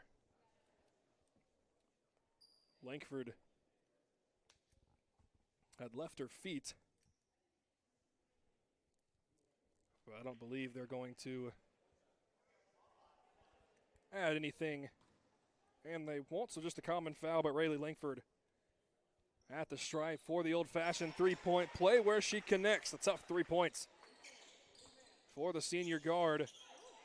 And now Sutton Lewis, almost like a block at the top of a volleyball net, steals the inbounds pass, but Rayleigh Langford tries to dribble handoff with Clark Ivatt, and it goes into the front court. An uncostly, unnecessary turnover for Lee Scott with 3 minutes to play. A reminder to stay with us here following the conclusion of the varsity girls game. Is about 10 or 15 minutes after we will have the varsity boys contest. Coach William Johnson's squad sitting at 13-2, and a moving screen should be called. It is. A nice job by Haynes Kesey guarding the ball closely. And you can hear the head coach for the Panthers saying, Cherish, that's on you. Didn't let the screener get set. And so the teams trade turnovers. Clark Ivatt has it. Sydney Dunlap, now Rayleigh Langford in the far corner. Back into the hands of Sydney Dunlap. Haynes Kesey. Now Langford. One of the few times that you're perfectly happy with dribbling all the clock. You haven't gotten a good look this possession. And Rayleigh Langford tries to find Clark Ivatt but throws it away. Now right into Foy, and an offensive foul. Langford. They actually just called a play on, but since it was out of bounds on Cherish Foy, it's Warrior basketball regardless, but they did not call the offensive foul. But regardless, Rayleigh Langford immediately makes up for the mistake. Maggie Herndon will now check in for her with 2.5 to play. If you're the Warriors, you'd be perfectly content just swinging the basketball around the perimeter. They bounce it into Clark Ivatt, who stands just below the volleyball line, and a reach-in foul on the Panthers. That's the 4th team foul for Elmore County here in the 4th quarter. Ivatt, now Maggie Herndon on the left wing. The three is short. And with 2 minutes to play, the Panthers try and work their way back into the contest. They trail by 15. And if they do so, you feel like it's going to have to come with the hands of Cherish Foy, and right on cue, she knocks down a triple. Foy now with 7 in the 4th quarter alone. Clark Ivatt, step-in three in response is short. And the rebound with the Panthers. A shot that you know Ivatt can knock down, but this late in the contest as Foy goes coast to coast, and she's now going to head to the line to shoot a couple. Again, a shot that you know that Clark Ivatt can knock down whenever she chooses. But again, with 99 seconds to play here in the contest, you'd love the Warriors to burn 20 or 30 seconds every single possession.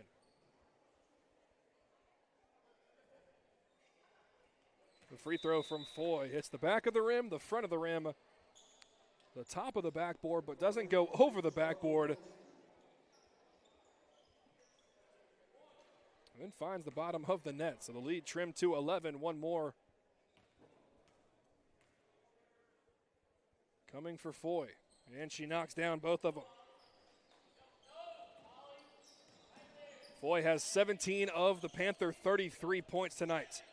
90 seconds to play. Herndon picks up her dribble, has to find one of her helpers. It was Sydney Dunlap who kicked it to Charlie Huddleston in a tie-up. We'll keep it with the Warriors. Maggie Herndon bounced past to Sutton Lewis, now back to Huddleston. Right back to Maggie Herndon, baseline drive, and they throw it down low to Sutton Lewis, and a reach-in foul with 1:15. We'll send the Warriors back to the line.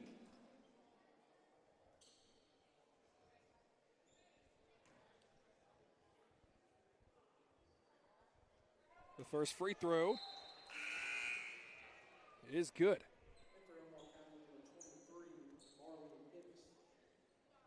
Sutton Lewis, the 5'9" freshman, connects on both free throws, her second and third point of the evening, and she will check out. Peyton Lakeman will check in. 75 seconds to play here in the contest. The Warriors continuing their full court pressure, maybe to get a steal, maybe just to burn clock. Basketball in no man's land right now, just a baseball pass and the ball knocked out of bounds. Still here in the backcourts with 1:06. Everything being considered as Brooklyn Forbush will check in for Maggie Herndon. The Panthers should only have 1 second to get this across half court. It should be a 10-second call, but they're not going to blow it. As Foy dribbles to Bailey Ames. Now back to Foy, guarded by Clark Ivett. Running on the right side of the floor. A wild contest at the left-handed layup is no good, but Gilly will head back to the line to shoot a pair with 46.5 remaining.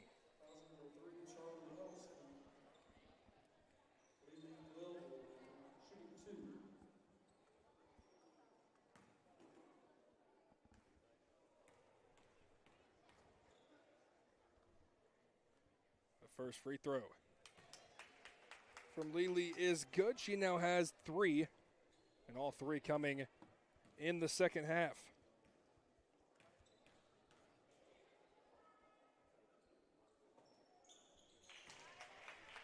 She's able to knock down both of them.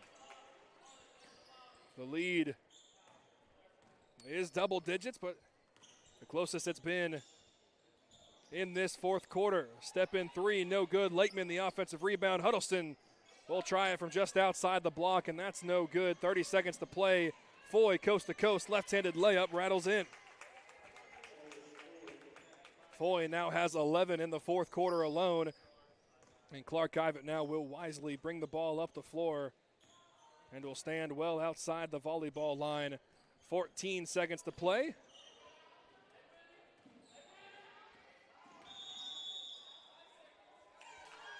They're going to get a 5-second closely guarded, even though Clark Ivett was in front of the defender. 5 seconds to play here in the contest in the varsity girls game. Cherish Foy with 5, with 4, with 3. Kick to Marley Hicks. The 3 is no good. Goes into the hands of Peyton Lakeman, and that is how the contest will come to a close. The Lee Scott varsity girls win it 45-37.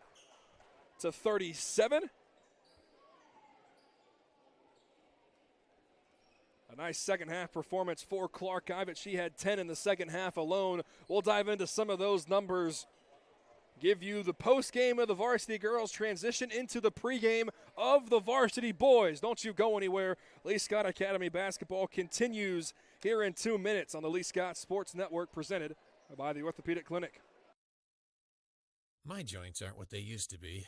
Routine exercise, playing ball outside with the kids, riding bikes on vacation. I never worried about keeping up. But now, my joint pain has started slowing me down. I decided to make an appointment with the Orthopedic Clinic. Their surgical partners had the experience, technology, and personalized approach to care that I was looking for.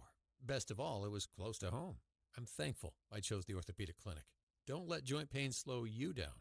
Visit theorthoclinic.com and schedule your appointment today. Hi, this is Tyler with Gutter Pro. Around here, we believe details make the difference. That's why we're the premier choice for custom seamless gutter systems and leak protection for both homes and businesses. No matter what kind of gutter you need, we do it all. From seamless installs to custom finishes, our work is built to last and tailored to your style. So don't settle for less. Leave it to the pros at Gutter Pro. Check us out today at gutterprosolutions.com. That's gutterprosolutions.com.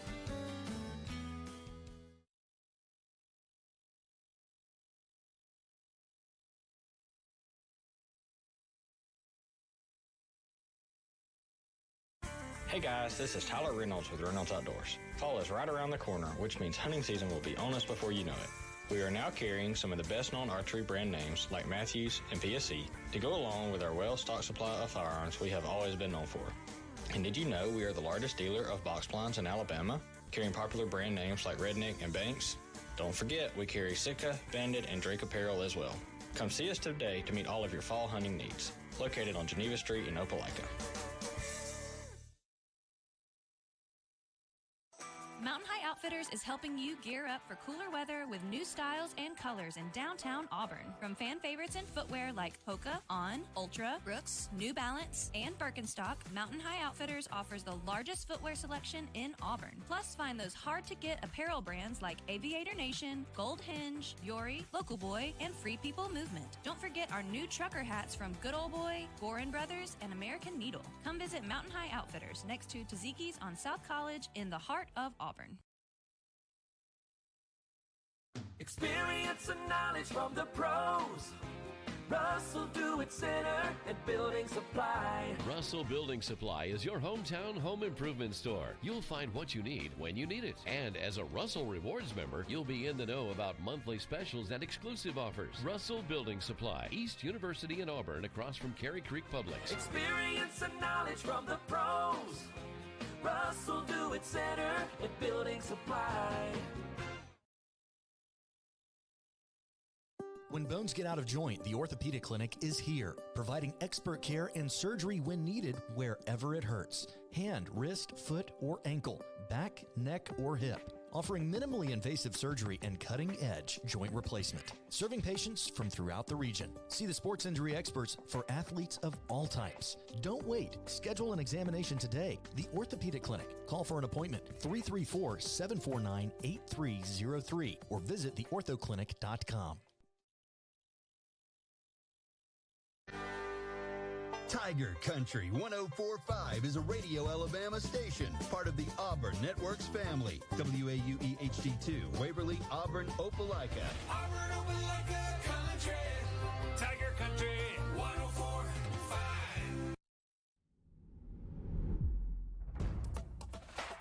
The following is a presentation of Radio Alabama Sports. This broadcast is copyrighted by Radio Alabama for the private use of our audience.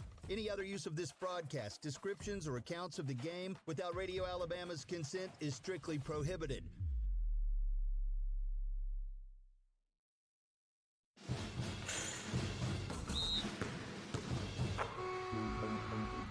Lee Scott Academy Basketball is on Tiger Country 104.5.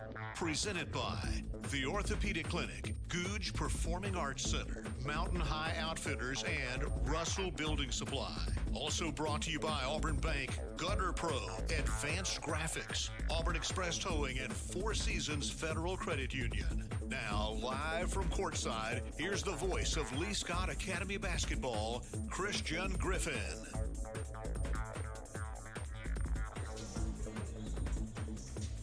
Two games down, one more to go here tonight inside Sanford Gymnasium. And now it's time for the Lee Scott varsity boys to complete the sweep over the Panthers of Elmore County. Another welcome in here to the Lee Scott Sports Network, and a welcome to 2026, and a welcome to the campus of Lee Scott Academy. The varsity girls pick up a 45-37 win over the Panthers. The varsity girls get their 10th win of the young season, moving to 10-7 And again, their first win in the 2026 calendar season, and a really nice win. It's not necessarily going to look like it in the stat sheets or maybe on paper, but following back-to-back losses, A, any win is a very nice win, and B, being able to get back at home, getting back in rhythm just a little bit, and really shake off a little bit of the rust while still continuing to have your defensive intensity. Even when the shots that we know this Warrior team is capable of hitting didn't end up falling, you feel like you have no true complaints once everything is said and done, and when you can settle home and look at a win. Final stats for the varsity girls. Clark Ivat is your leading scorer. She finishes with 16. Haynes Kesey with 2. Rayleigh Langford with 5. Sydney Dunlap in double figures. She knocks down 3 triples. She has 10. Lucy Zellner with a point. Stella Henderson knocks down a triple in the fourth quarter. Maggie Herndon a quiet 5. And Sutton Lewis with 3 in there as well. And the varsity girls win at 45-37. And now it's time to transition into the varsity boys pregame, where this Warrior team, led by Coach William Johnson, sits at 13-2. And they have won 9 straight contests. And my goodness, does this Warrior team know how to get up and down the floor? It's a team that averages 66.5 points per contest, 34 rebounds a game, 14 assists, 14 turnovers, so right at that 1-to-1 assist to turnover margin. But you get 10.5 steals, 3 blocks in there as well. It's a Warrior team that shoots 44% from the field, not as great from 3, only right around 31%. But my goodness, inside the perimeter is where they do a lot of their damage. They shoot 53% from 2. They are 255 of 485. Again, 53% from 2, and they shoot 60% from the floor, or from the free throw line in there as well. The Elmore County Panthers sit at 5-9 following the conclusion of the 2025 calendar season, and they're looking to get back on the right track and get into the win column and steal one from the Lee Scott Warriors here tonight inside Sanford Gymnasium. When we come back, we're going to have keys to the game, starting lineups, and opening tip between the Lee Scott Warriors and the Elmore County Panthers. All of that coming up here as you're listening to Radio Alabama Sports on Tiger Country 104.5, and this is the Lee Scott Sports Network presented by the Orthopedic Clinic. My joints aren't what they used to be. Routine exercise, playing ball outside with the kids, riding bikes on vacation. I never worried about keeping up. But now, my joint pain has started slowing me down. I decided to make an appointment with the Orthopedic Clinic. Their surgical partners had the experience, technology, and personalized approach to care that I was looking for. Best of all, it was close to home. I'm thankful I chose the Orthopedic Clinic. Don't let joint pain slow you down. Visit theorthoclinic.com and schedule your appointment today. The Goose Performing Arts Center at Auburn University is Alabama's premier destination for the arts, bringing you the very best of Broadway, dance, music, and more. Learn more about upcoming performances and see the calendar of events online at gougecenter.auburn.edu. That's GOGUE center.auburn.edu. Or call the box office 334-844-TIXS. Every sports team has a glue guy, the unsung hero that does the dirty work. Society's glue guys are towing companies. Whether your car is in an accident or you own a business and need a vehicle moved, we all need tow trucks. When you need one, call Auburn Express Towing, offering 24-hour towing services. AET specializes in parking lot and private property towing in Auburn. Call 334-821-6033. Auburn Express Towing, located at 615 Opelika Road. Mountain High Outfitters is helping you gear up for cooler weather with new styles and colors in downtown Auburn. From fan favorites in footwear like Hoka, On, Ultra, Brooks, New Balance, and Birkenstock, Mountain High Outfitters offers the largest footwear selection in Auburn. Plus, find those hard-to-get apparel brands like Aviator Nation, Gold Hinge, Yori, Local Boy, and Free People Movement. Don't forget our new trucker hats from Good Old Boy, Gorin Brothers, and American Needle. Come visit Mountain High Outfitters next to Taziki's on South College in the heart of Auburn.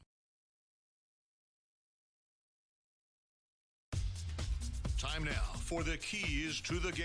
Brought to you by Jeffcoat Trant Funeral Home on Tiger Country 104.5. just about ready for opening tip here between the Lee Scott Warriors and the Elmore County Panthers. And let's take a look at tonight's keys to the game. They're presented by Jeffcoat Trant Funeral Home and Crematory, serving Opelika, Auburn, and Lee County since 1988. For the Lee Scott Warriors, win the rebounding category. This is a team for Elmore County that doesn't have too much size, but it's a team that has maybe a player or two that has a little bit more size than you. But the second, apologies, making sure we're not having the prayer, just the starting lineups and getting up and going. But win the rebounding category. Again, this is an Elmore County team that's not as deep as you are, and it's a Lee Scott team that wants to get up and go, and that is your second. Just go. This is a team that loves to get up and down the floor, win in transition, and we'll see if the Lee Scott Warriors make sure to keep their stamina, keep their energy up over the Christmas holiday. And as the starting lineups being announced, we'll get you those here as we go. Tonight's starting lineups are presented by Auburn Bank. Their local team stands ready to discuss your financial needs and goals. Auburn Bank, champions of you and proud sponsor of Lee Scott Warrior basketball. I would imagine it's a very similar starting lineup than what we've seen all season long. It's Gray Haley, Hayden Harper, Parks Myers. We have number 20, William Lyles, here tonight. Not sure if that is the permanent change or not. And then Cord Zellner in there as well. Those are your starting five for the Lee Scott Warriors. Coach William Johnson and company coming in again tonight at 13-2, winners in 9 straight. And again, most importantly, 1-0 in area play following their 74-65 win at Beulah. With the Warriors looking to win their 10th straight, get their first win in the 2026 season. Both teams make their way onto the floor. We're just about ready for the varsity boys game here inside Sanford Gymnasium here this evening. The Panthers win the tip, and they control the basketball going right to left here on your radio dial. The Warriors will be going from left to right. The Panthers in their road maroon on maroon, the white numbers on front and back. The Warriors in their home whites. A kick out three, swatted into the first row by Hayden Harper.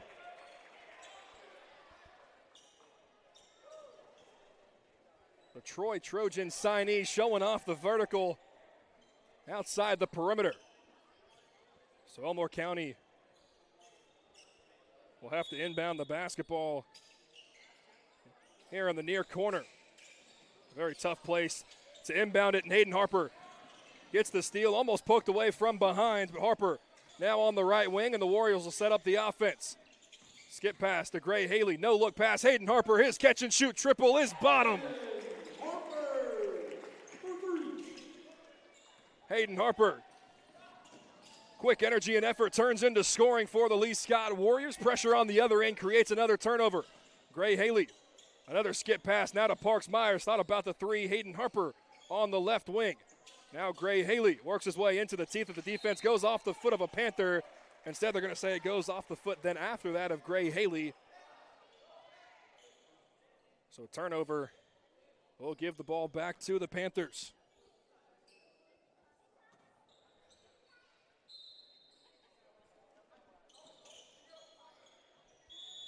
One minute gone by and confusion already for the Panthers. Elmore County will take a 30-second timeout. We'll keep it right here with you on the Lee Scott Sports Network. We appreciate everybody for being here with us and for spending your Monday evening, January 5th, just into the 2026 season. And what a season it has been for the Lee Scott Warriors already. You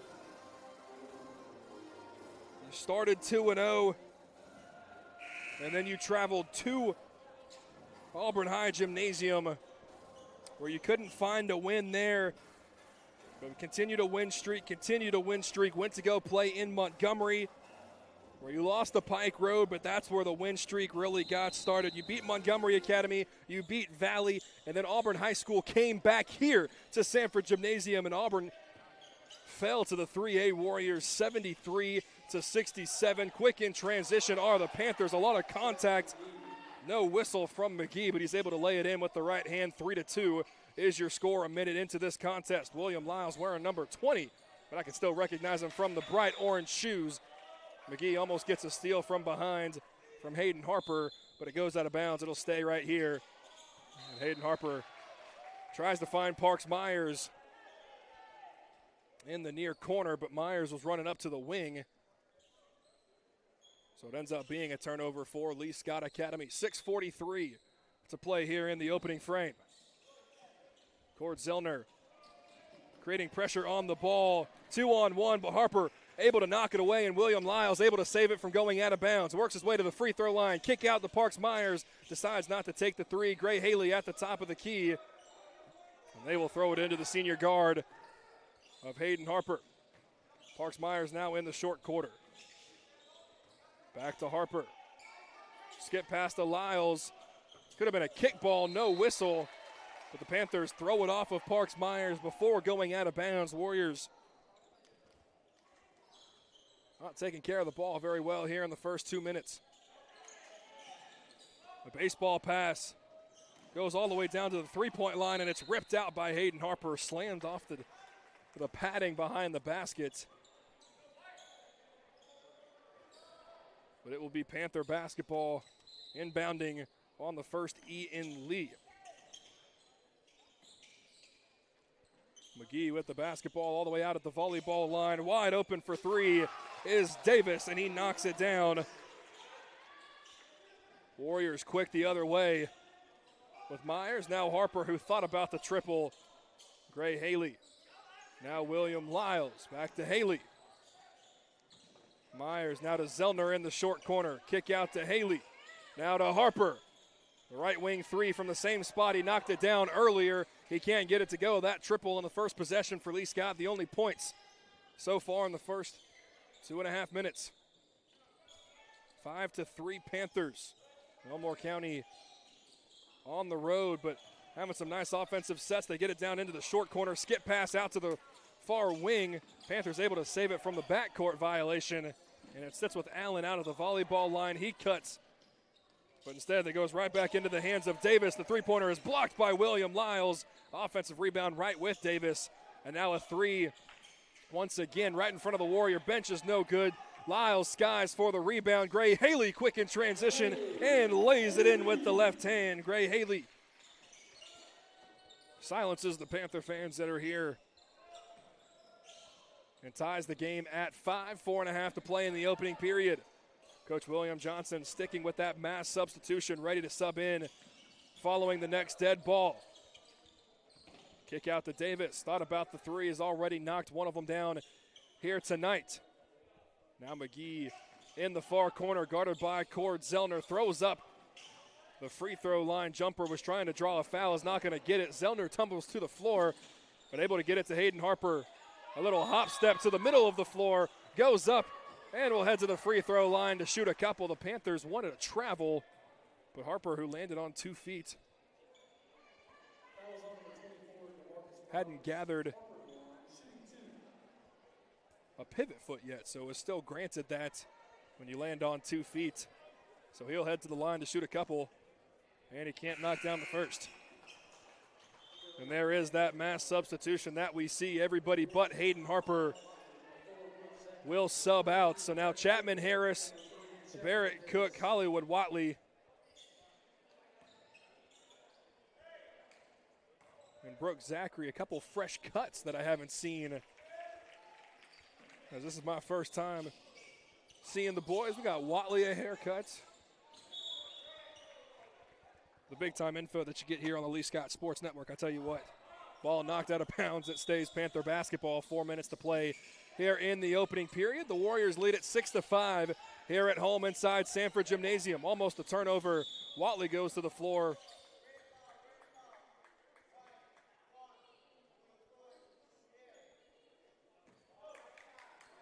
And they're going to call Wyatt Watley on very minimal contact, diving for the loose ball.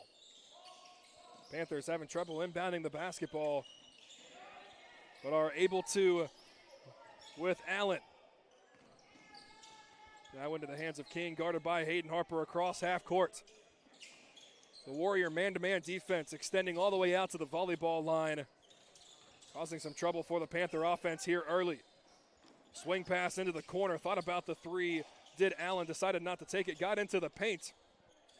But still not even a thought at the rim. Hayden Harper knocked it out of bounds. He's trying to plead that he knocked it off the arm of King. But it will stay Panther basketball here on the left side of the gym as we look at it. 3:45 to play here in this opening period. The Warriors lead a low-scoring one, 6-5.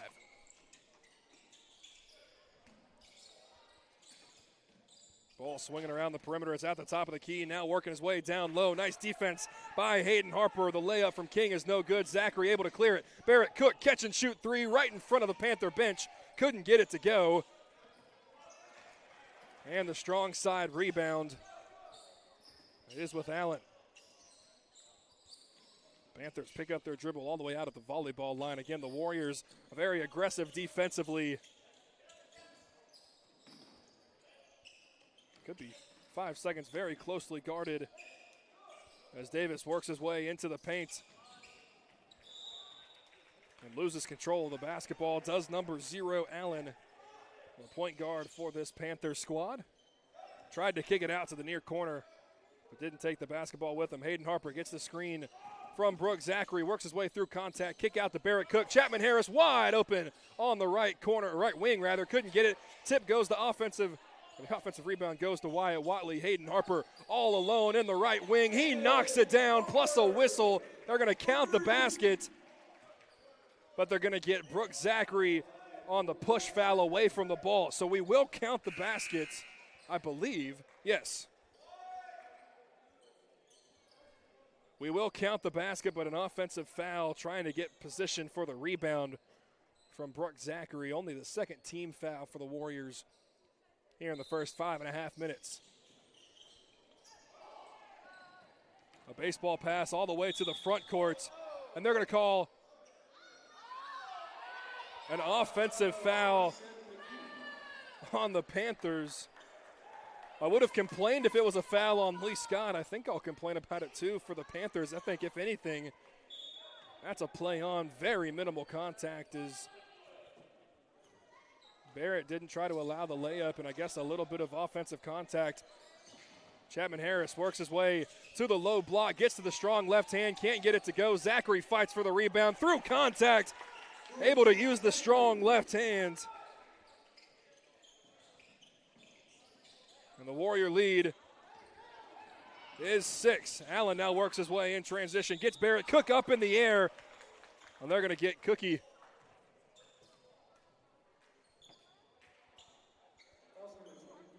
on a shooting foul.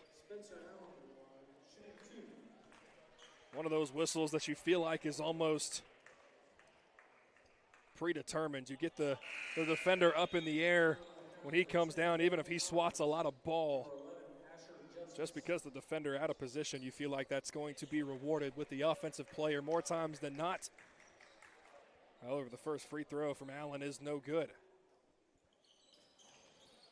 And neither is the second, so maybe the perfect example of a ball don't lie. Zachary gets the rebound before falling out of bounds. Gets it to Hollywood Watley, now to Barrett Cook, now Chapman Harris, who thought about the three. Skip pass to Hollywood, right wing three is short. Chapman Harris unable to save it from going out of bounds. And it will be Panther basketball with 1:50 here in the first quarter. And you can hear Coach William Johnson saying, Chapman, shoot the ball. Had a couple decent looks, decided not to take them. Panthers able to break the press rather easily this time. Right-handed layup is no good. Off the front of the rim. Brooks Zachary clears the rebound. Hayden Harper now gets to the corner. Out to Barrett Cook. Now Chapman Harris without hesitation this time will shoot it. Leaves it short. The ball rattles at the feet of a couple Warriors and Panthers, but goes into the hands of the Panthers, and now they're going to call Wyatt Watley with another. Again, a Very cheap foul. Already the fourth. I guess with only a minute and a half, I could say only the fourth, but feels like the fouls haven't been overly physical, the whistles that have been drawn on Lee Scott so far here tonight. The Panthers able to break the press and a crossover dribble. They get the ball to the point guard at the top of the key, guarded by Hayden Harper. They work their way down low. And now the kick out. A nice job recovering by the Lee Scott Warriors. The right wing three is no good from McGee. And Brooke Zachary skies for yet another rebound. Nobody picks up Hayden Harper. Step in three is no good. Parks Myers right there in the air to clean it up, and he lays it in with the left hand. The Warrior lead is 8 under a minute to play here in this opening period. Panthers yet another home run pass, just trying to inbound the basketball. It's stolen by Brooke Zachary, and they get it right back to Hayden Harper. Left wing, now far corner, Barrett Cook. He can't knock down the triple. A fight for the offensive rebound, and I believe they're going to get a loose ball foul as Chapman Harris skied for it. They are.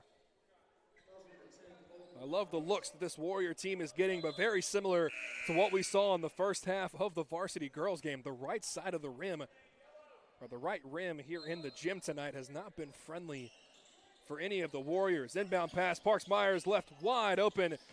Can't get the three to go. Harper skies for the rebound, and through contact, able to lay it in with the right hand. Hayden Harper now with 8 of the 15, under 20 seconds to play. The inbound strategy so far tonight for the Panthers has just been throw the ball as far as you can and let one of the guards go track it down. This time they're not able to. And it flies all the way out of bounds, but since the Panthers essentially brought it out of bounds with him, it won't be inbounded under their own basket. So Hayden Harper will walk the length of the floor. 10 seconds to play here in the first quarter. Barrett Cook thought about the step-in three. Now to Brooke Zachary. Back out Hayden Harper right in front of the bench. He knocks down another one. Hayden Harper with 12 as the first quarter comes to a close. 12 of the 18. Troy Trojan fans very happy with what they saw from Mr. Harper here in the first 8 minutes. 18-5 is your score after one here at Sanford Gymnasium. We're back with the start of the second right after this. You're listening to Radio Alabama Sports on Tiger Country 104.5, and this is the Lee Scott Sports Network presented by the Orthopedic Clinic. Mountain High Outfitters is helping you gear up for cooler weather with new styles and colors in downtown Auburn. From fan favorites in footwear like Hoka, On, Ultra, Brooks, New Balance, and Birkenstock, Mountain High Outfitters offers the largest footwear selection in Auburn. Plus, find those hard-to-get apparel brands like Aviator Nation, Gold Hinge, Yori, Local Boy, and Free People Movement. Don't forget our new trucker hats from Good Old Boy, Gorin Brothers, and American Needle. Come visit Mountain High Outfitters next to Taziki's on South College in the heart of Auburn. Owner Sean Snow founded Advanced Graphics in 2004 to satisfy a missing service need in East Alabama. 20 years later, Advanced Graphics has proven mission accomplished. For any comprehensive graphic need, vehicle wraps, decals, signs, custom apparel, and even those difficult-to-source laser-engraved ADA signs. The dedicated staff at Advanced Graphics offers exceptional quality with amazing customer service. Contact Advanced Graphics today at 334-501-8600. That's 501-8600. Advanced Graphics in Auburn. World-class service with local attention. This is the home of Lee Scott Academy basketball. Tiger Country 104.5. Start of the second quarter here on the Lee Scott Sports Network inside Sanford Gymnasium. It's William Lyles, tries a little pocket pass with Cord Zellner. It gets stolen, and now in transition quickly go the Panthers. But the right-handed layup is smoked, and Hayden Harper able to gather the rebound. William Lyles now in the far corner, back out to the top of the key in Gray Haley. Back to Lyles, catch and shoot three. Can't rattle it home. Parks Myers, yet another rebound. William Lyles a reset and a regroup. This time he doesn't miss it.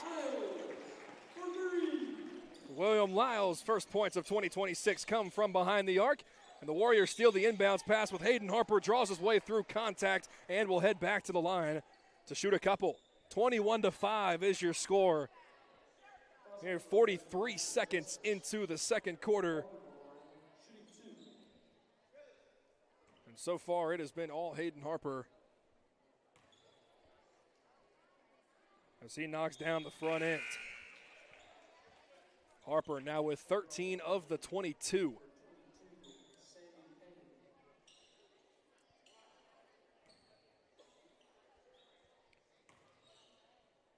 senior guard, steps in for one more free throw where he confidently knocks it down. The Warrior lead is 18. The Panthers yet again having trouble inbounding the basketball. This time they're able to, but yet another home run pass after a couple of dribbles flies out of bounds.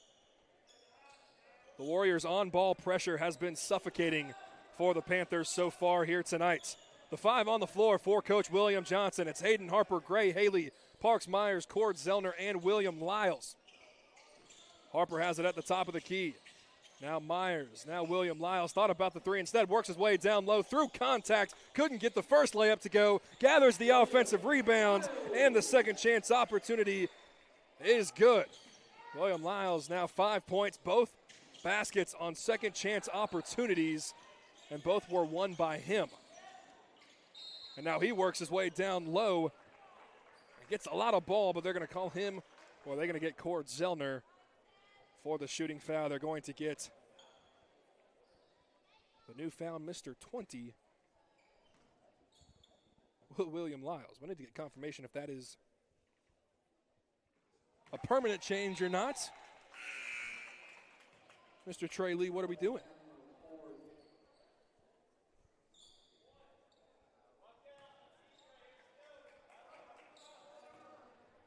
The first free throw is good, as is the second from McGee. He has 4 of the 7, 2 in each quarter. Lyles, a between the legs dribble, and now tries to hand it off to Hayden Harper. But miscommunication between the two, and it goes into the Panther bench with 6.5 to play. Haley almost steals the inbounds pass. Ball floats away, and it does. And behind the back pass from William Lyles to a wide open Parks Myers, but it's just out of reach, and that flies out of bounds. 3 turnovers in a matter of seconds here between the two squads, and the Panthers will have the basketball and have to go the length of the floor. 6.5 to play here in the second quarter. The Warrior lead is 18.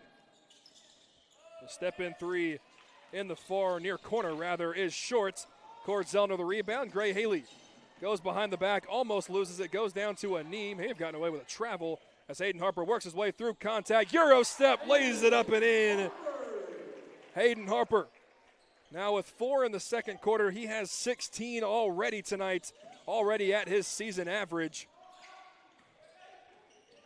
We still have 5.5 to play in the second quarter alone. Almost blocked another 3, but it's off the side of the backboard. Parks Myers now in transition, works his way through contact. Oh, and an offensive foul. That's a complete makeup call from what happened on the other end of the floor. The referee on this end got persuaded by the crowd of Panthers here. The Panthers want to foul on Hayden Harper on the near corner 3 because the player realized it was missed so bad off the side of the backboard he fell. The ball doesn't lie. Harper gets the steal on the inbounds. Left-handed layup, no good. And now they're going to get, oh my goodness, they got a loose ball foul on William Lyles for being taller than the other player.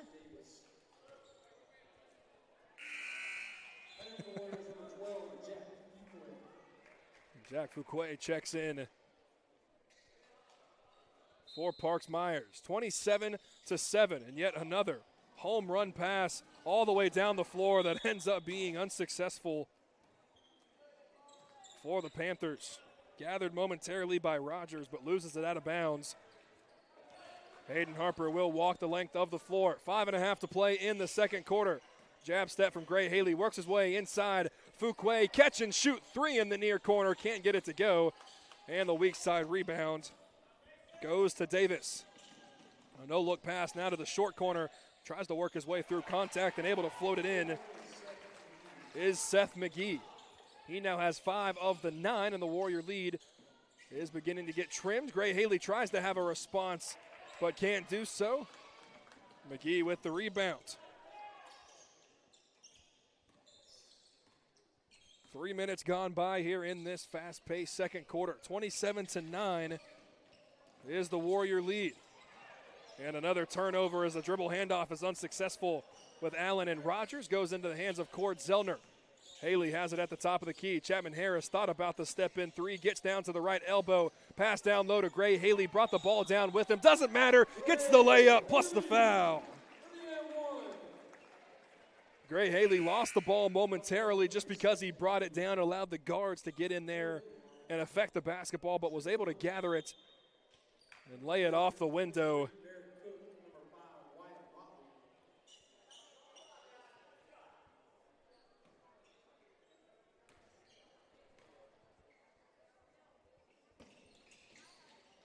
This free throw is no good, but Chapman Harris is right there to gather the rebound. His layup won't go, but he gets the offensive rebound. Barrett Cook works his way into the paint through contact, able to get the friendly roll. Barrett Cook gets his first points of the evening, and the Warrior lead is 22. And now Hollywood steals the inbounds pass out to Fuquay. Catch and shoot triple is no good. A fight underneath the basketball goal with Chapman Harris and Allen. They both fall to the floor. Second chance opportunity is no good. And a step-in three on the other end is well too strong. Barrett Cook will clear the rebound with 3:50. Haley has it on the right wing. Chapman Harris thought about the three, works his way left, out to Fuquay. Works his way into the paint and leaves the finger roll short. McGee now going the other way. A little shuffle, shuffles his feet, begging for a whistle. Could have been a travel. And now who are they going to get on the whistle? They got Gray Haley.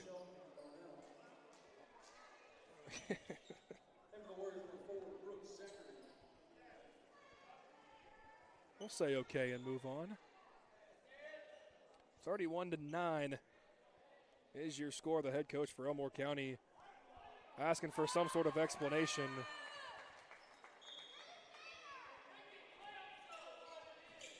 And after everything, it's Warrior basketball. They throw it down low to Brooke Zachary. Right-handed layup, can't get it to go. Chapman Harris right there, as is Wyatt Watley. And they called a travel. And a round of applause, a standing ovation from the Panther faithful. This is, we understand we all had some time off, but man, we can't be influenced by the opposing crowd or either crowd. Just because something happens on one end of the floor, you feel like every single time, it's happened 3 or 4 times already tonight on both sides, it's gone immediately the other way. As Hollywood Watley steals the pass down low, it's with Fuquay. Handoff goes to Brooke Zachary. A lot of contact, no whistle, and the ball goes out of bounds. It'll stay Lee Scott Warrior basketball.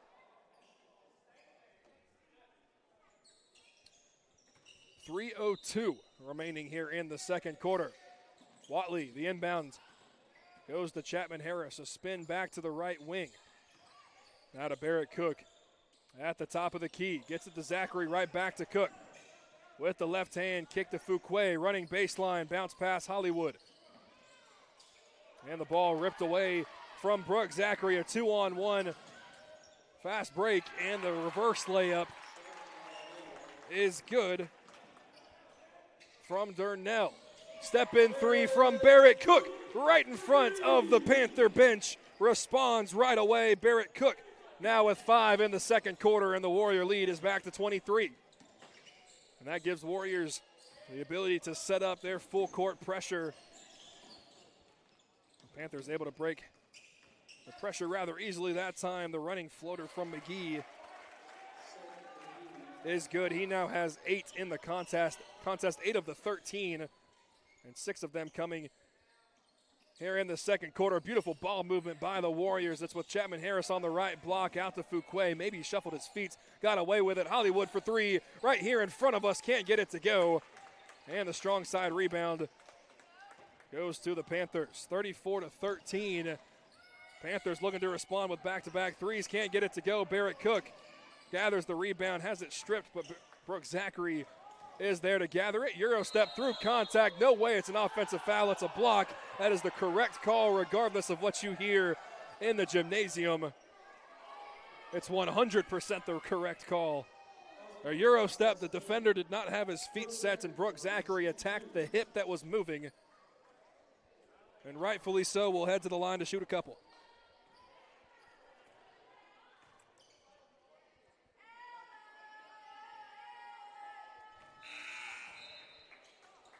Brooke Zachary able to knock down the first. He now has 3. Awaiting the fourth, Neil Reams and Hayden Harper.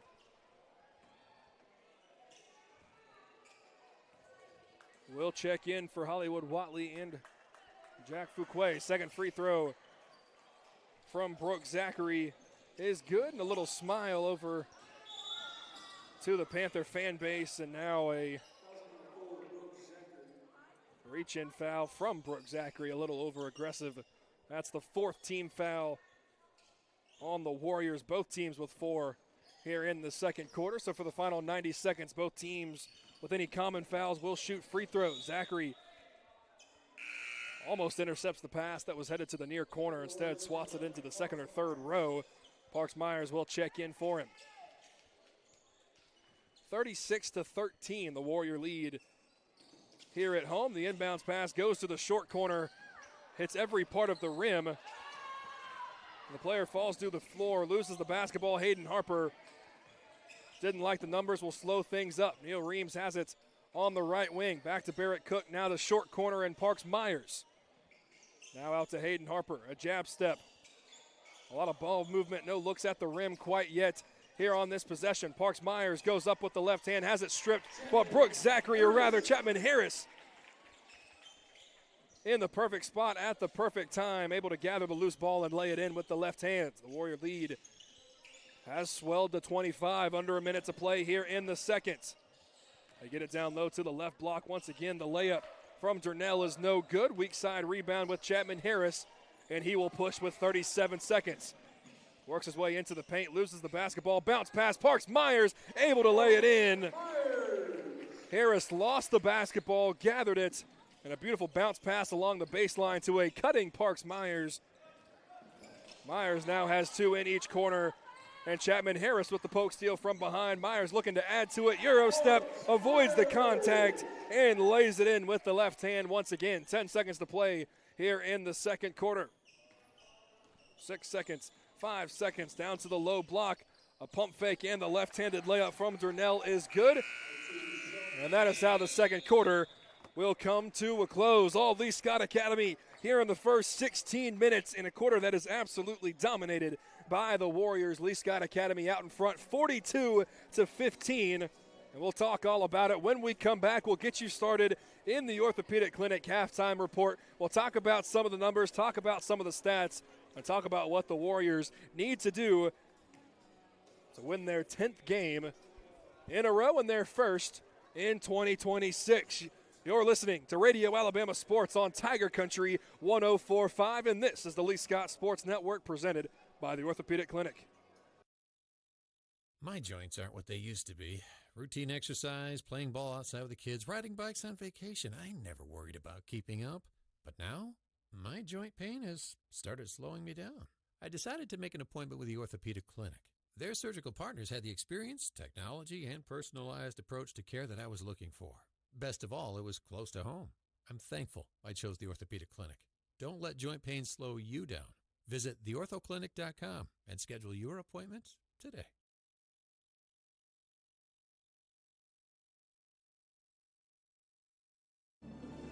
The Goose Performing Arts Center at Auburn University is Alabama's premier destination for the arts, bringing you the very best of Broadway, dance, music, and more. Learn more about upcoming performances and see the calendar of events online at gougecenter.auburn.edu. That's GOGUE center.auburn.edu. Or call the box office 334-844-TIXS. Every sports team has a glue guy, the unsung hero that does the dirty work. Society's Glue Guys are towing companies. Whether your car is in an accident or you own a business and need a vehicle moved, we all need tow trucks. When you need one, call Auburn Express Towing, offering 24-hour towing services. AET specializes in parking lot and private property towing in Auburn. Call 334-821-6033. Auburn Express Towing, located at 615 Opelika Road.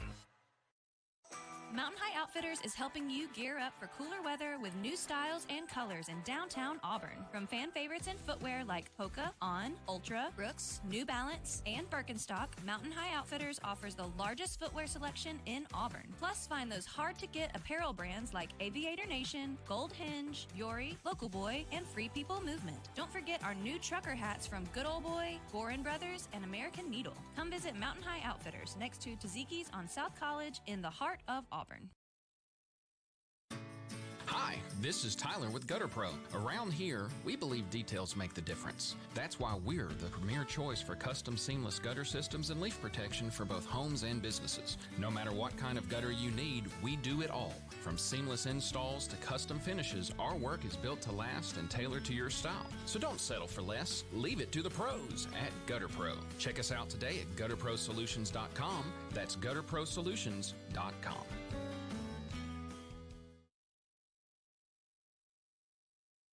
Owner Sean Snow founded Advanced Graphics in 2004 to satisfy a missing service need in East Alabama. 20 years later, Advanced Graphics has proven mission accomplished. For any comprehensive graphic need, vehicle wraps, decals, signs, custom apparel, and even those difficult-to-source laser-engraved ADA signs. The dedicated staff at Advanced Graphics offers exceptional quality with amazing customer service. Contact Advanced Graphics today at 334-501-8600. That's 501-8600. Advanced Graphics in Auburn. World-class service with local attention. The Lee Scott Academy Basketball Halftime Show is brought to you by the Orthopedic Clinic on Tiger Country 104.5.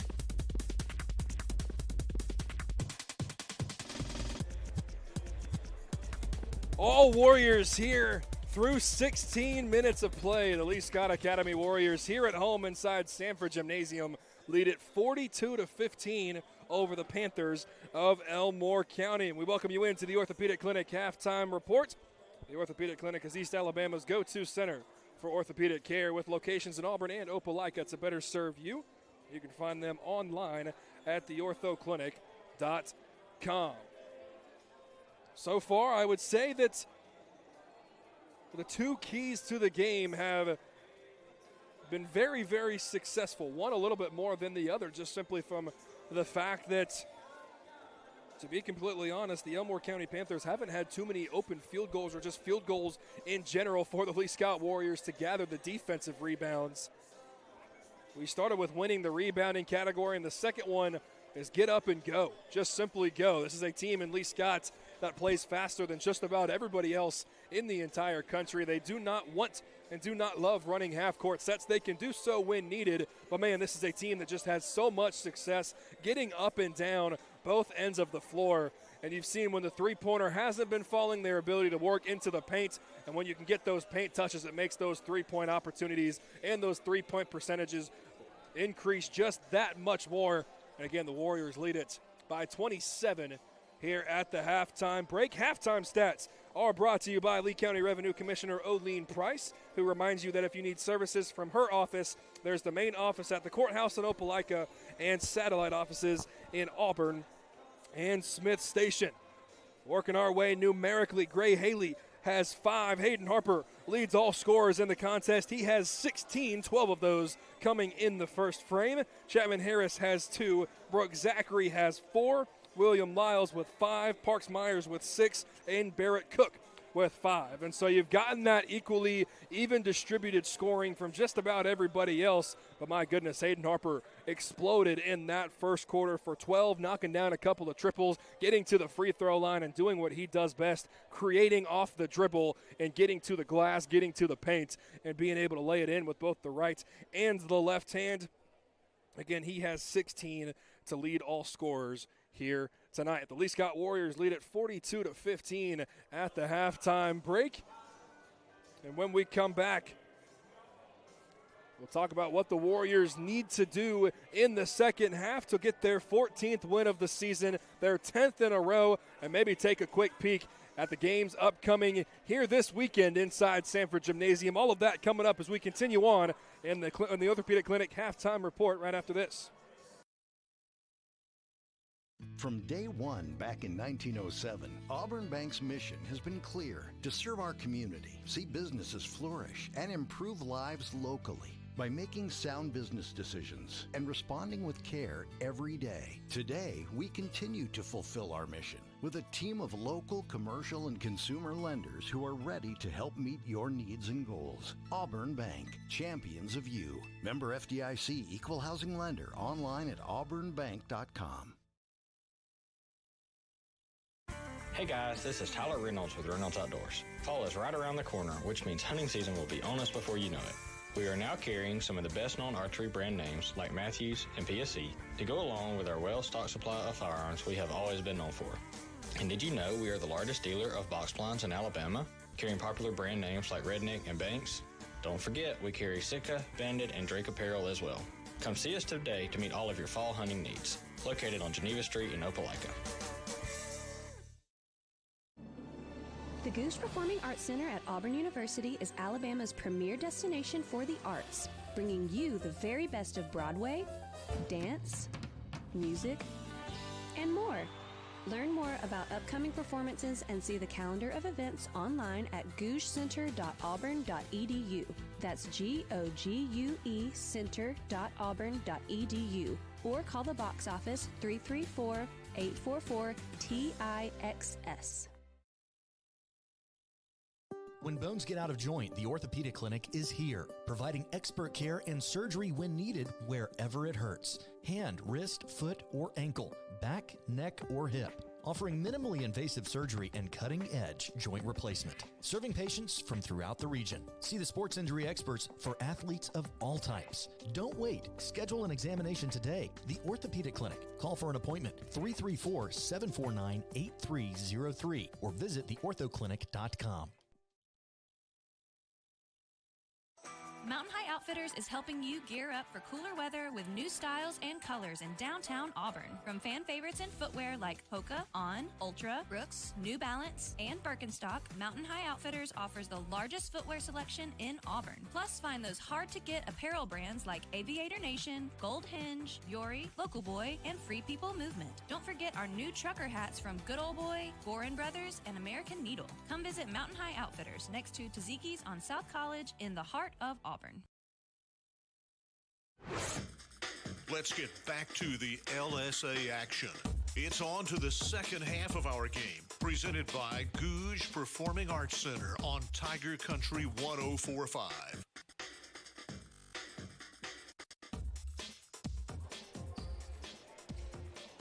As we wrap up the Orthopedic Clinic halftime report, we remind you that the Orthopedic Clinic is East Alabama's go-to center for orthopedic care with locations in Auburn and Opelika. To better serve you, you can find them online at theorthoclinic.com. Christian Griffin here with you, bringing you all of tonight's action on the Lee Scott Sports Network, and we appreciate everybody for tuning in, whether it's Tiger Country 104.5, tigercountry.net, that Radio Alabama app, the YouTube, Facebook live stream as well.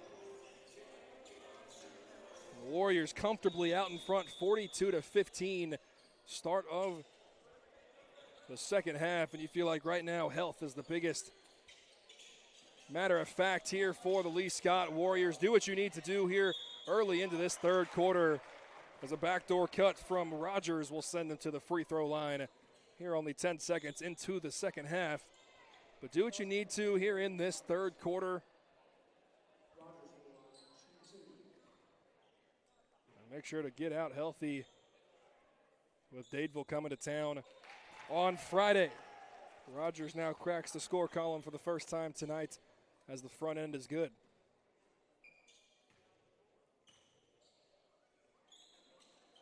Second free throw on the way and is good as well. So 2 for 2 from the line. Hayden Harper brings the ball up the floor. A dribble handoff with Parks Myers. Now to William Lyles. Now Harper at the top of the key. A little motion offense for the Lee Scott Warriors coming out of the break. 2 feet in the paint for Gray Haley. Looking like he's going to pass a couple dribbles, and everybody leaves him alone, so he's able to gather at the left side of the rim and lay it in. 44-17 is the score. The Panthers trying to set up in the half court again. The Warrior pressure all night has been out at the volleyball line extended, and so forcing the Panthers to start their offense well beyond the three-point line. Rogers has it in the far corner right in front of his bench, gathering and hits every part of the rim and rolls in. So he has all 4 points for the Panthers here in the third. Hayden Harper goes against the dribble screen. Now to Gray Haley, works his way inside once again. Parks Myers, pump fake, thought about the three, kick out. William Lyles, he'll take the three, can't make the three. And a fight for the rebound goes with Allen and the Panthers. A 3-on-3 break. And the Panthers will slow things up and run a set. 2 minutes gone by here in the second quarter. 44-19 is your score. Myers not allowing the dribble handoff, causing miscommunications. The dribble drive and a kick to the near corner. And there is Seth McGee, who's been their leading scorer so far tonight. He cashes in another triple. And the lead is 22. Harper has it on the right wing.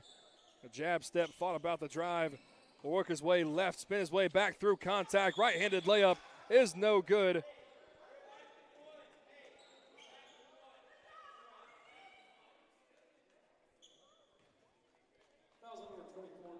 But Harper will head to the line. Was trying to see there was no signal on whether or not it was a shooting foul or a foul on the floor, but it was a shooting foul. So Harper will head to the stripe to add to his 16 points already, where he cashes in on the first. The senior guard averaging 15 points a game, 5 rebounds, 4 assists.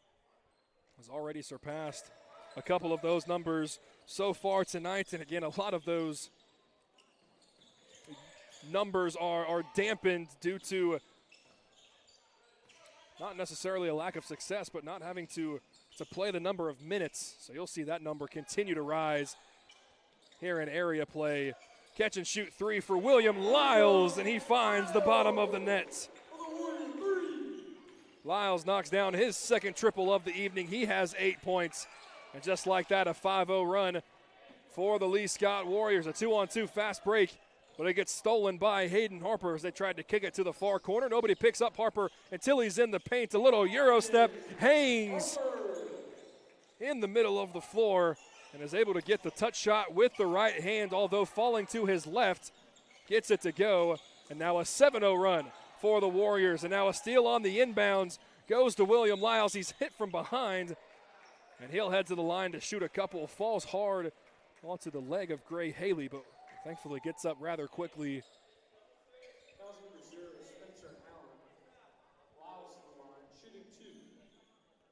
So William Lyles,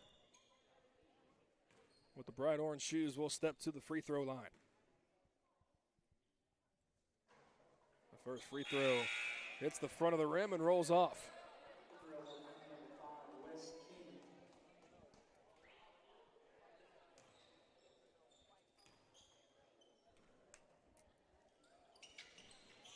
The 6'3" senior goes 1 for 2 from the stripe. Will Lyles, the second leading scorer on this squad, averages 10 points and 6 rebounds a contest, nearing those numbers here tonight. Seth McGee once again in the same spot, can't rattle home another 3. The long rebound with Zellner, and Lyles now in transition. Gets it pinned off the backboard, but the offensive rebound is there with Cord Zellner. Second chance, third chance opportunity. Parks Myers able to gather the rebound once again, and now a whistle is going to be called on the floor.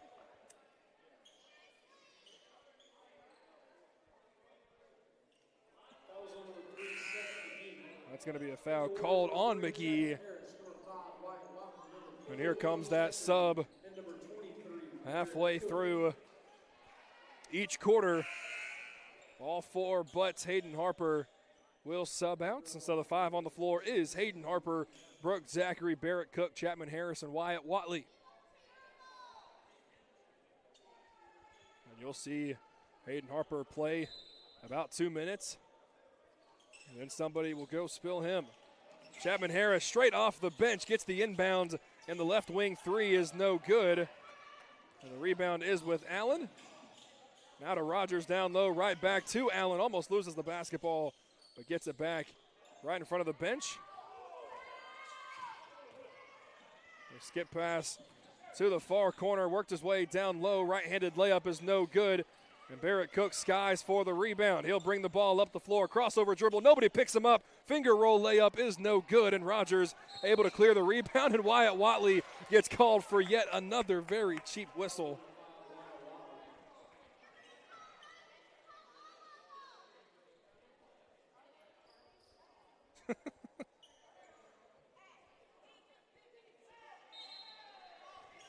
The Panthers growing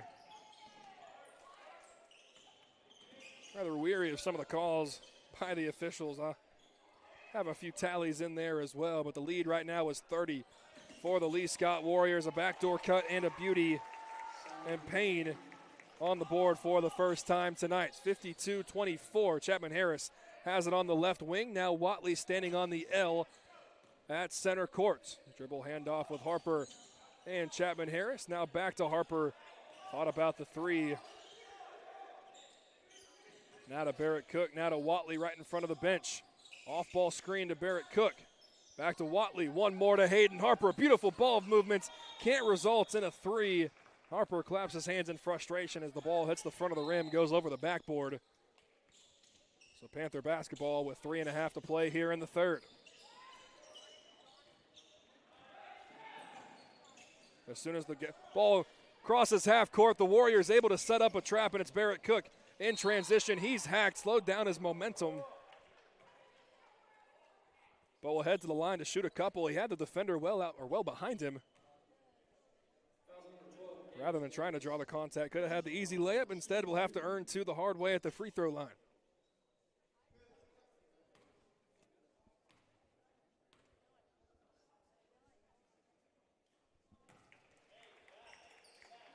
Barrett Cook, one of the best catch-and-shoot three-point shooters on this team. Knocks down his 6th point of the contest. And goes 2 for 2 from the line. 54-24. 3 minutes to play here in the third. Ball sits on the left wing. Could have been a carry, no whistle. Now to Rogers right in front of the bench. Now the top of the key in King. Tried another backdoor pass. This time it's unsuccessful. Stolen by Brooke Zachary. Works his way into the paint. Gets caught up in no man's land and throws the ball away in transition. Go the Panthers. And Kings catch and shoot 3 in the right corner. It is good. 2.5 to play here in the third quarter. Chapman Harris now out to Hayden Harper. Jab step, works his way down low, and the floater is money for Hayden Harper. Harper now with 22 in the contest. Had 12 in the first, 4 in the second, now 6 already here in the third. The lead is 29 for the Warriors here at home, and another poke steal from behind. Brooke Zachary, a 2-on-2 break, kicks it out to Hayden Harper. One more to Chapman Harris. Nobody picks him up. He goes up through the paint, no whistle. Wyatt Watley now with the offensive rebound, and Rogers comes down hard on him. And so now Wyatt Watley will head to the line to shoot a couple. And you can see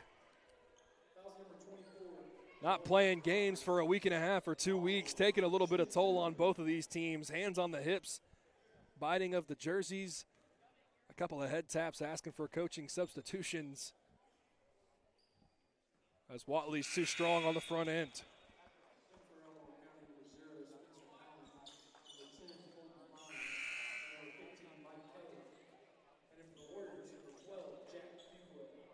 Jack Fouquet will sub in for Hayden Harper. The second free throw upcoming for Watley. A toilet bowl, but he gets it to go down.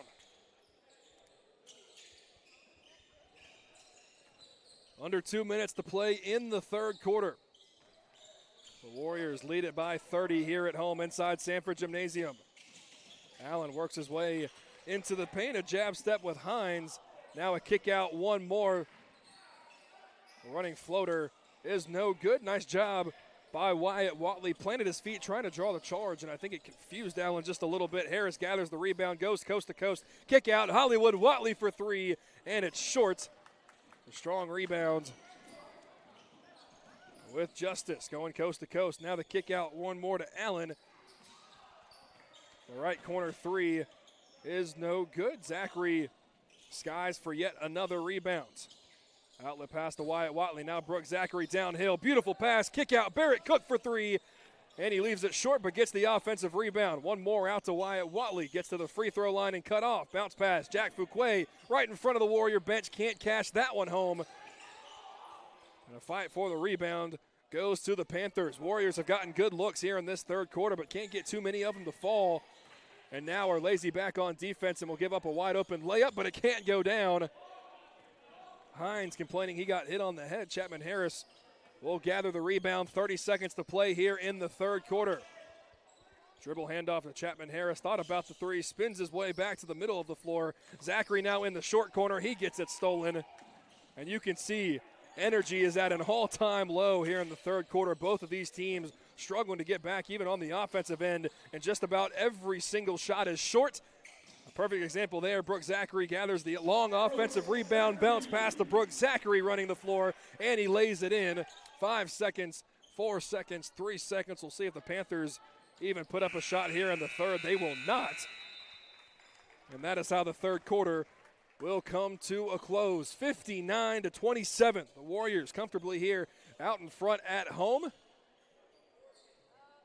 we'll see what the Warriors decide to work on. We'll see if they go with any substitutions, look a little bit further down the bench here in the final 8 minutes, and that's where we go on the other side of this 60-second break here on the Lee Scott Sports Network, presented by the Orthopedic Clinic.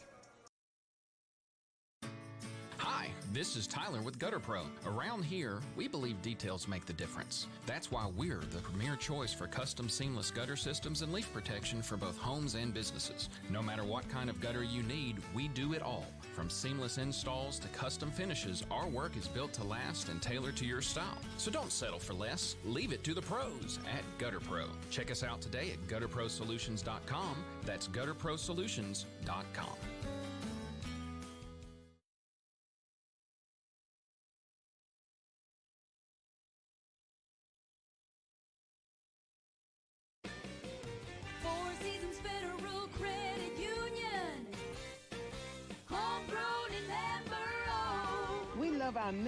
Our members love us. Oh yes, ever since I got off active duty, they have helped me. I would recommend to anyone, if you really want to get your finances in order, come and see for yourself. I promise you, they will help you get on the path to financial freedom. Four Seasons Federal Credit Union with 2 local branches. Membership eligibility required. Accounts federally insured by the National Credit Union Administration.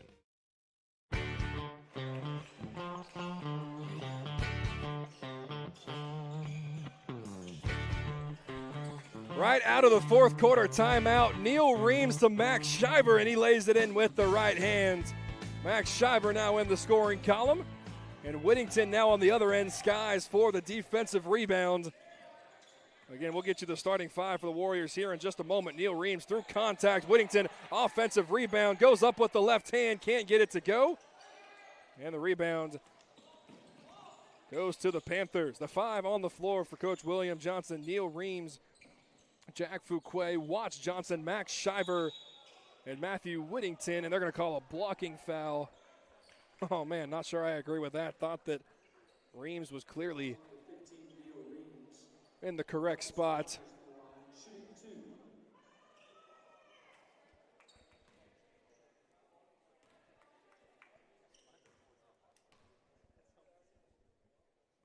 Rogers at the line. Knocks down the front end.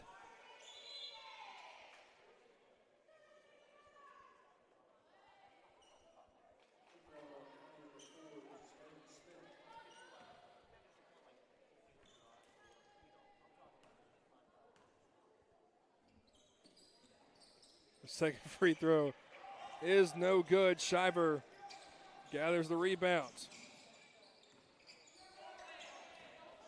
Warriors in the own half court. Reams comes to a jump stop.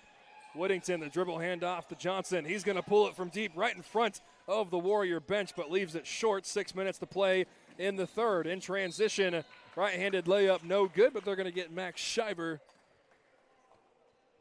on a shooting foul.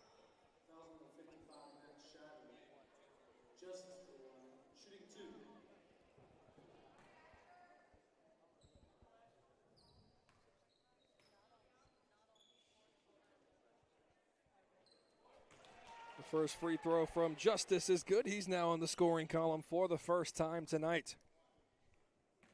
You would imagine the day is done for a majority of the starters for Lee Scott here tonight, and what a performance they had in the first 3 quarters of tonight's contest, as the second free throw is no good. Max Shiver will clear the board. Jack Fuquay on the left wing, showing off some of the handles, but kicks it out to Neil Reams. Now Shiver on the right wing. Johnson, now Whittington. A little motion offense for the Warriors. Neil Reams has it on the right wing. Back to Whittington, back to Johnson. Looks like a half-court 3-man weave. Layup is no good. Whittington there for the offensive clearance. Can't get that one to go, but he's there once again to clear the rebound. And the ball knocked out of bounds, goes into the Warrior bench. Matthew Whittington deservingly awarded with some applause, showing the defensive and the offensive prowess, going after the offensive rebounds here on this side of the floor.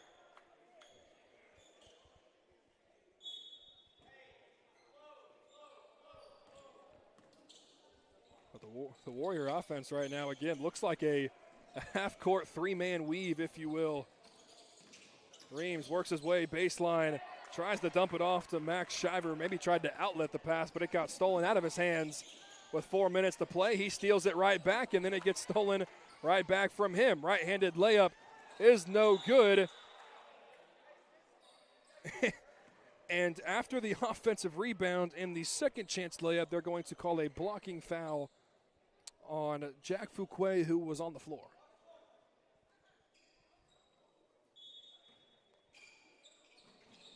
Are they going to get Watch Johnson on that call? I believe they are. Regardless, you feel like it could have been a stoppage with more than one body on the floor. Right-handed layup, no good. Should be an over-the-back foul. No whistle.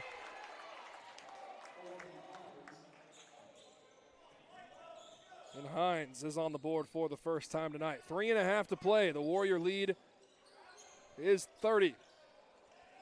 Jack Fuquay has it. He's going to stop and pop right at the top of the key. Can't get the three-pointer to go. And the Panthers will go quick in transition. Could have been a travel, no whistle. Now Hines from the left wing leaves that well short. And Jack Fuquay will clear it. Now down low to Max Shiver. Didn't like the numbers. Kicks it back to Fuquay right in front of the Warrior bench. Doesn't know how that doesn't go down. Don't know how that doesn't go down, rather. And Max Shiver with the round of applause. Again, you're rewarding and awarding the effort. But a jump ball will give it back to the Panthers with 2.5 to play.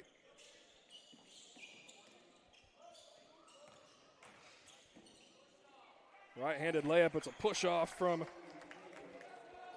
Sam Payne, but no whistle. Gets the layup to go.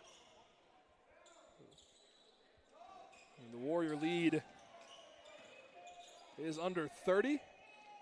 We'll see if that comes a factor. They throw it down low. Max Shiver, right-handed layup. Can't get it to go, but is hacked.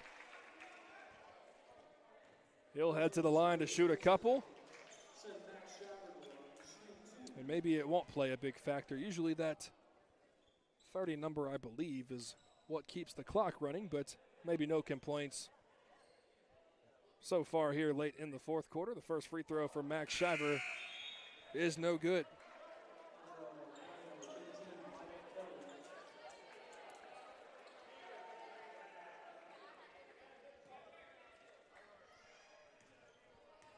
.90 seconds to play and counting.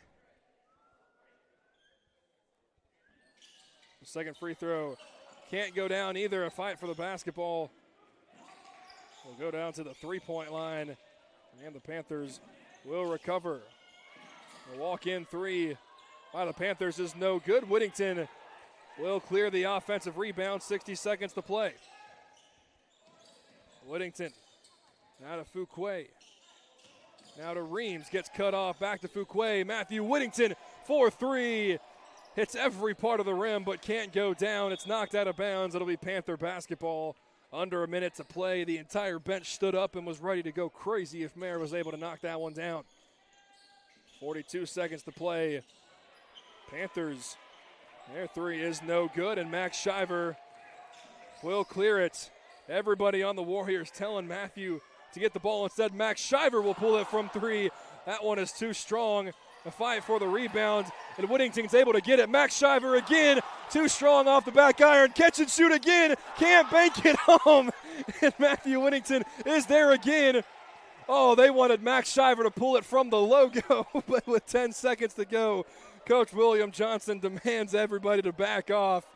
Oh, man, the gym would have absolutely erupted. Max Shiver had a couple good looks, and that is how this contest will come to a close. The Warriors win it in the varsity boys game. They complete the sweep and dominate for 4 quarters, all 32 minutes. They win it 61-33. Don't go anywhere. When we come back, we'll wrap up the night as a whole, talk about what's upcoming for the games coming up on Friday, and maybe take a look at the rest of the season in there as well. Warriors complete the sweep over the Panthers of Elmore County. You're listening to Radio Alabama Sports on Tiger Country 104.5, and this is the Lee Scott Sports Network presented by the Orthopedic Clinic. My joints aren't what they used to be. Routine exercise, playing ball outside with the kids, riding bikes on vacation. I never worried about keeping up. But now, my joint pain has started slowing me down. I decided to make an appointment with the Orthopedic Clinic. Their surgical partners had the experience, technology, and personalized approach to care that I was looking for. Best of all, it was close to home. I'm thankful I chose the Orthopedic Clinic. Don't let joint pain slow you down. Visit theorthoclinic.com and schedule your appointments. The Goose Performing Arts Center at Auburn University is Alabama's premier destination for the arts, bringing you the very best of Broadway, dance, music, and more. Learn more about upcoming performances and see the calendar of events online at gougecenter.auburn.edu. That's GOGUE center.auburn.edu. Or call the box office 334-844-TIXS. Hi, this is Tyler with Gutter Pro. Around here, we believe details make the difference. That's why we're the premier choice for custom seamless gutter systems and leaf protection for both homes and businesses. No matter what kind of gutter you need, we do it all. From seamless installs to custom finishes, our work is built to last and tailored to your style. So don't settle for less. Leave it to the pros at Gutter Pro. Check us out today at gutterprosolutions.com. That's gutterprosolutions.com. Owner Sean Snow founded Advanced Graphics in 2004 to satisfy a missing service need in East Alabama. 20 years later, Advanced Graphics has proven mission accomplished. For any comprehensive graphic need, vehicle wraps, decals, signs, custom apparel, and even those difficult-to-source laser-engraved ADA signs. The dedicated staff at Advanced Graphics offers exceptional quality with amazing customer service. Contact Advanced Graphics today at 334-501-8600. That's 501-8600. Advanced Graphics in Auburn. World-class service with local attention. Four Seasons Federal Credit Union.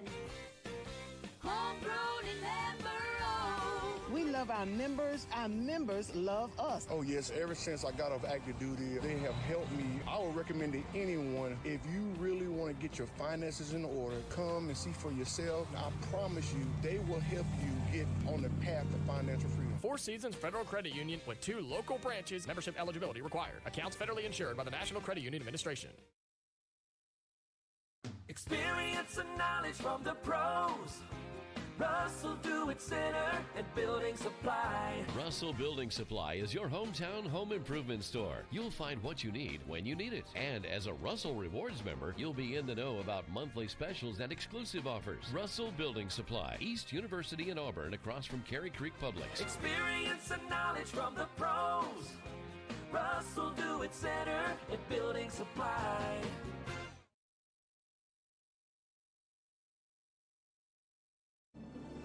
The Goose Performing Arts Center at Auburn University is Alabama's premier destination for the arts, bringing you the very best of Broadway, dance, music, and more.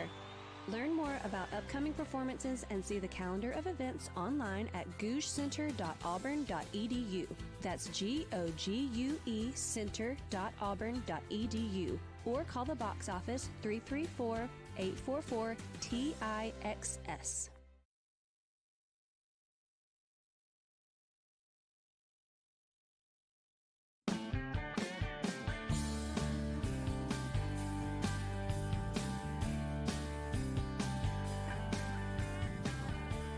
The Lee Scott Warriors start the 2026 calendar season off on the right foot. They complete the sweep over the Panthers of Elmore County. Christian Griffin here with you on the Lee Scott Sports Network, and we appreciate everybody for spending their time and their Monday evening here and their support of Lee Scott Warrior basketball. Man, had a fun time getting back into the swing of things. You can see it on both ends, on the offensive end, the defensive end for both the varsity girls and the varsity boys. And man, I can feel it on my end as well, that it's been a couple times since I've called a basketball game.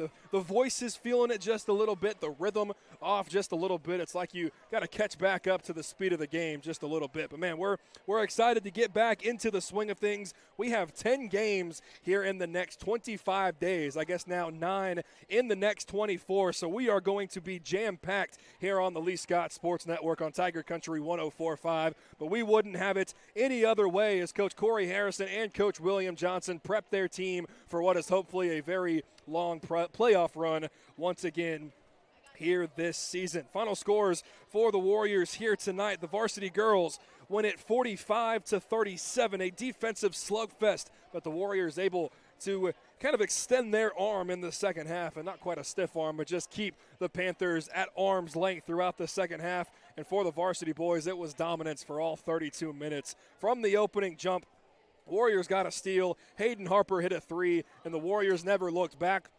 The Warriors never trailed in the contest, and the game was only tied for, 16 seconds of the contest. The Warriors on the varsity boys, they win it 61-33. They move to 14-2 here in the season. They have now won 10 straight. But the most important one, again, they are 1-0 in area play. They are 74-65 win over Beulah before the Christmas break. Really gets them a head up over the remainder of the area opponents once you work your way into the mid part of January, into the early part of February, once you get your way into area play, the area championship, everything on the postseason side of things. But we will have all of that for you here on the Lee Scott Sports Network. And our next broadcast here inside Sanford Gymnasium will be this Friday. I guess our next time here in Sanford Gymnasium, but our next time that the Lee Scott Warriors take the floor, and it will be here at home where the Warriors take on Dadeville. The varsity girls are scheduled for a 5 o'clock tip. The varsity boys scheduled for right around there. It'll be 6:15, 6:30 or so. But we need everybody to come in here, pack out Sanford Gymnasium a Friday night. What better way would you want to have it? How else would you want to have it? Pack the gym and show the boys and girls their support. The varsity girls move to 10-7. The varsity boys move to 14-2. Two really nice wins to polish up, I guess, basically their non-conference schedule. You have a couple more sprinkled in there, but for the main parts of their non-area play, the Warriors capitalize that in a very nice way. We appreciate you once again for listening to Lee Scott Academy Basketball on the home of the Warriors, Tiger Country 104.5. For everybody here at Lee Scott Academy, I'm Christian Griffin. And until next time, have a great night, and it's a great night to be a Warrior.